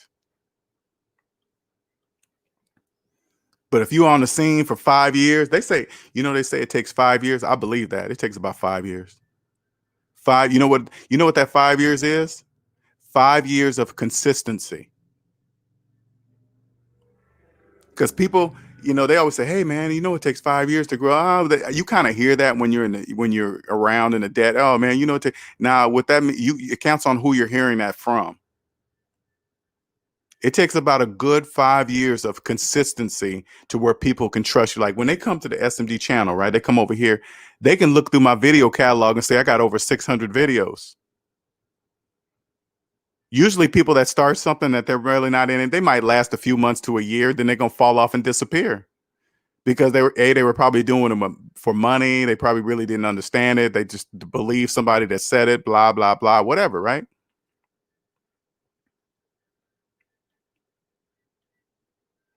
Wayman says, starting a business out of financial frustration is a cancer to your relationship with your prospective clients. They can smell the desperate. Exactly. People don't really understand that. People can smell when you're desperate. When you go for a job interview, they can smell if you're desperate for that job. I want you guys to understand that.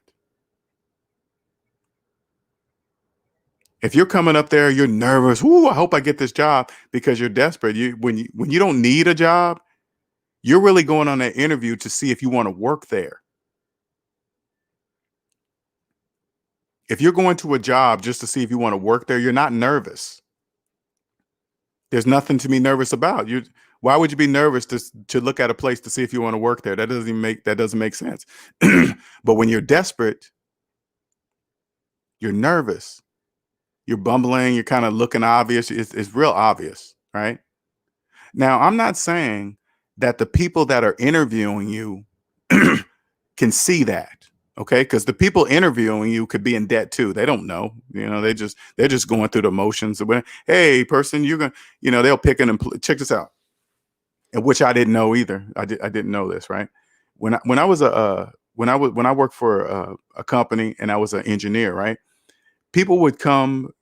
They would pick some interview people for jobs to be interviewed, and then they would come and ask me, "Hey, LJ, will you come in on this interview to interview this person?" Now, and I did it happily. Oh yeah, sure, cool, man. I have no problem doing that. But if I was smart, I would have looked back at my contract and said, let's see, am I supposed to interview people here? Let me look for interviewing people. If it wasn't in my contract, I would say no. And if they turn to me and say, hey, Linnell, why are you saying no to the interview? Because it's not part of my contract. What do you mean? You guys gonna pay me extra to interview people? You guys did not hire me to interview people.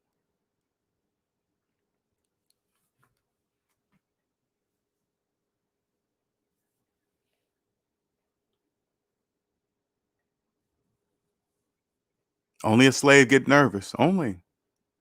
You don't know that when you're a slave. You don't know that. Only slaves cross their fingers to get jobs. Ooh, I really hope I get this job. This will change my life. That's because you're a slave.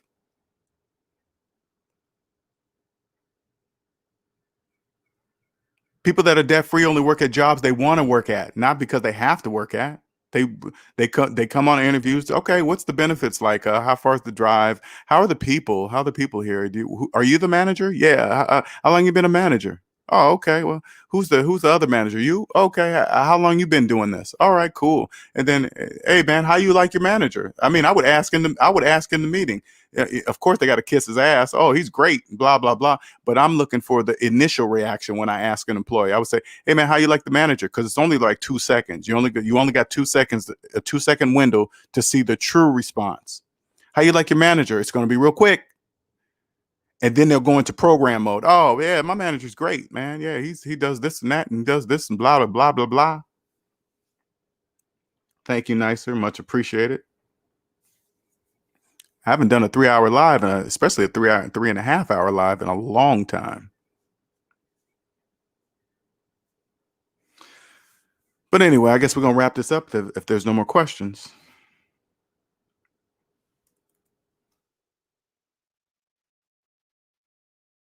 A lot of you guys in the background listening, I get it. I mean, I'm not saying you have to talk, but I'm just saying it'd probably help if you decided to ask the questions you ask. Some of you probably don't ask questions. You're like, oh man, I feel so stupid asking that question. No, this is the place you can ask those questions and not made to feel like you're stupid.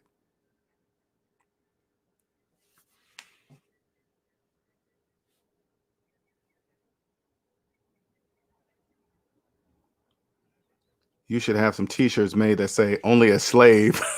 See, what's the name? See, Nick said the same thing. See, you got to remember at the same time, I'm an alien, so I can't really put, I mean, I'm not saying I can't, but if I put slave on the shirt, you got to remember, I have to put the statement, the borrower is slave to the lender. You have to put that, I would have to put that on the shirt. Okay. I can't just put slave by itself because everybody has many definitions of slaves, right? But if you put borrower is slave to the lender, if they see that statement and then they see me make a slave statement, they're going to know what type of slave I'm talking about. That statement is very important because also that statement's in the Bible. And a lot of people understand them. They read the Bible or whatever, and they're not going to go against the Bible. Hey, that statement's in the Bible. Okay, then he's not lying, you know? Raymond says, you're right. You're in the right business when you truly want to help the market that you're targeting, the desire to make an impact with the right service in order to, precedes compensation. It does. Doesn't matter what you're selling, long as what you're selling is legal. Long as it's legal. Never trade the time in your life. Never risk the time in your life for money. Don't ever do that. Don't ever risk the time in your life for money. Ever. Ever. You're welcome, Wayman. This one I would have loved to share in the discussion with if only I wasn't around all this noise this afternoon. Keep up with the great work. Oh, okay, you're in a noisy environment. Yeah, okay. Thank you, Enigma. Appreciate that. I remember Antoine at Proverbs 22:7. Okay. That's a better way to say it too. I like that.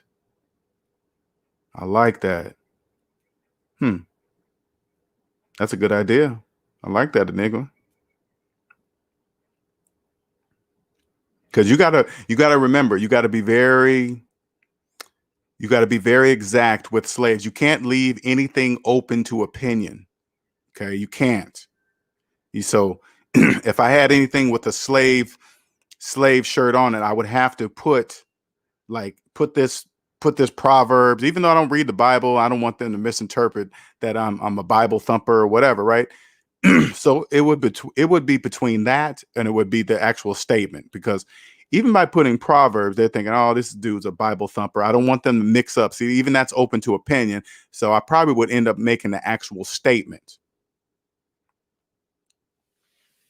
Math is not open to opinion, right? That's just it's either they're choosing to believe mathematics or they're not. It's not really open to opinion. 1 + 1 = 2. It doesn't matter how you feel about it. It doesn't matter your opinion about it. It's 2. All right, you guys, I got to get off of here, man. I got to get off here. 3.5 hours. That's a long time, man. I haven't done that in a while, too. You guys have a wonderful afternoon. Appreciate you all. Until next time. All right, later.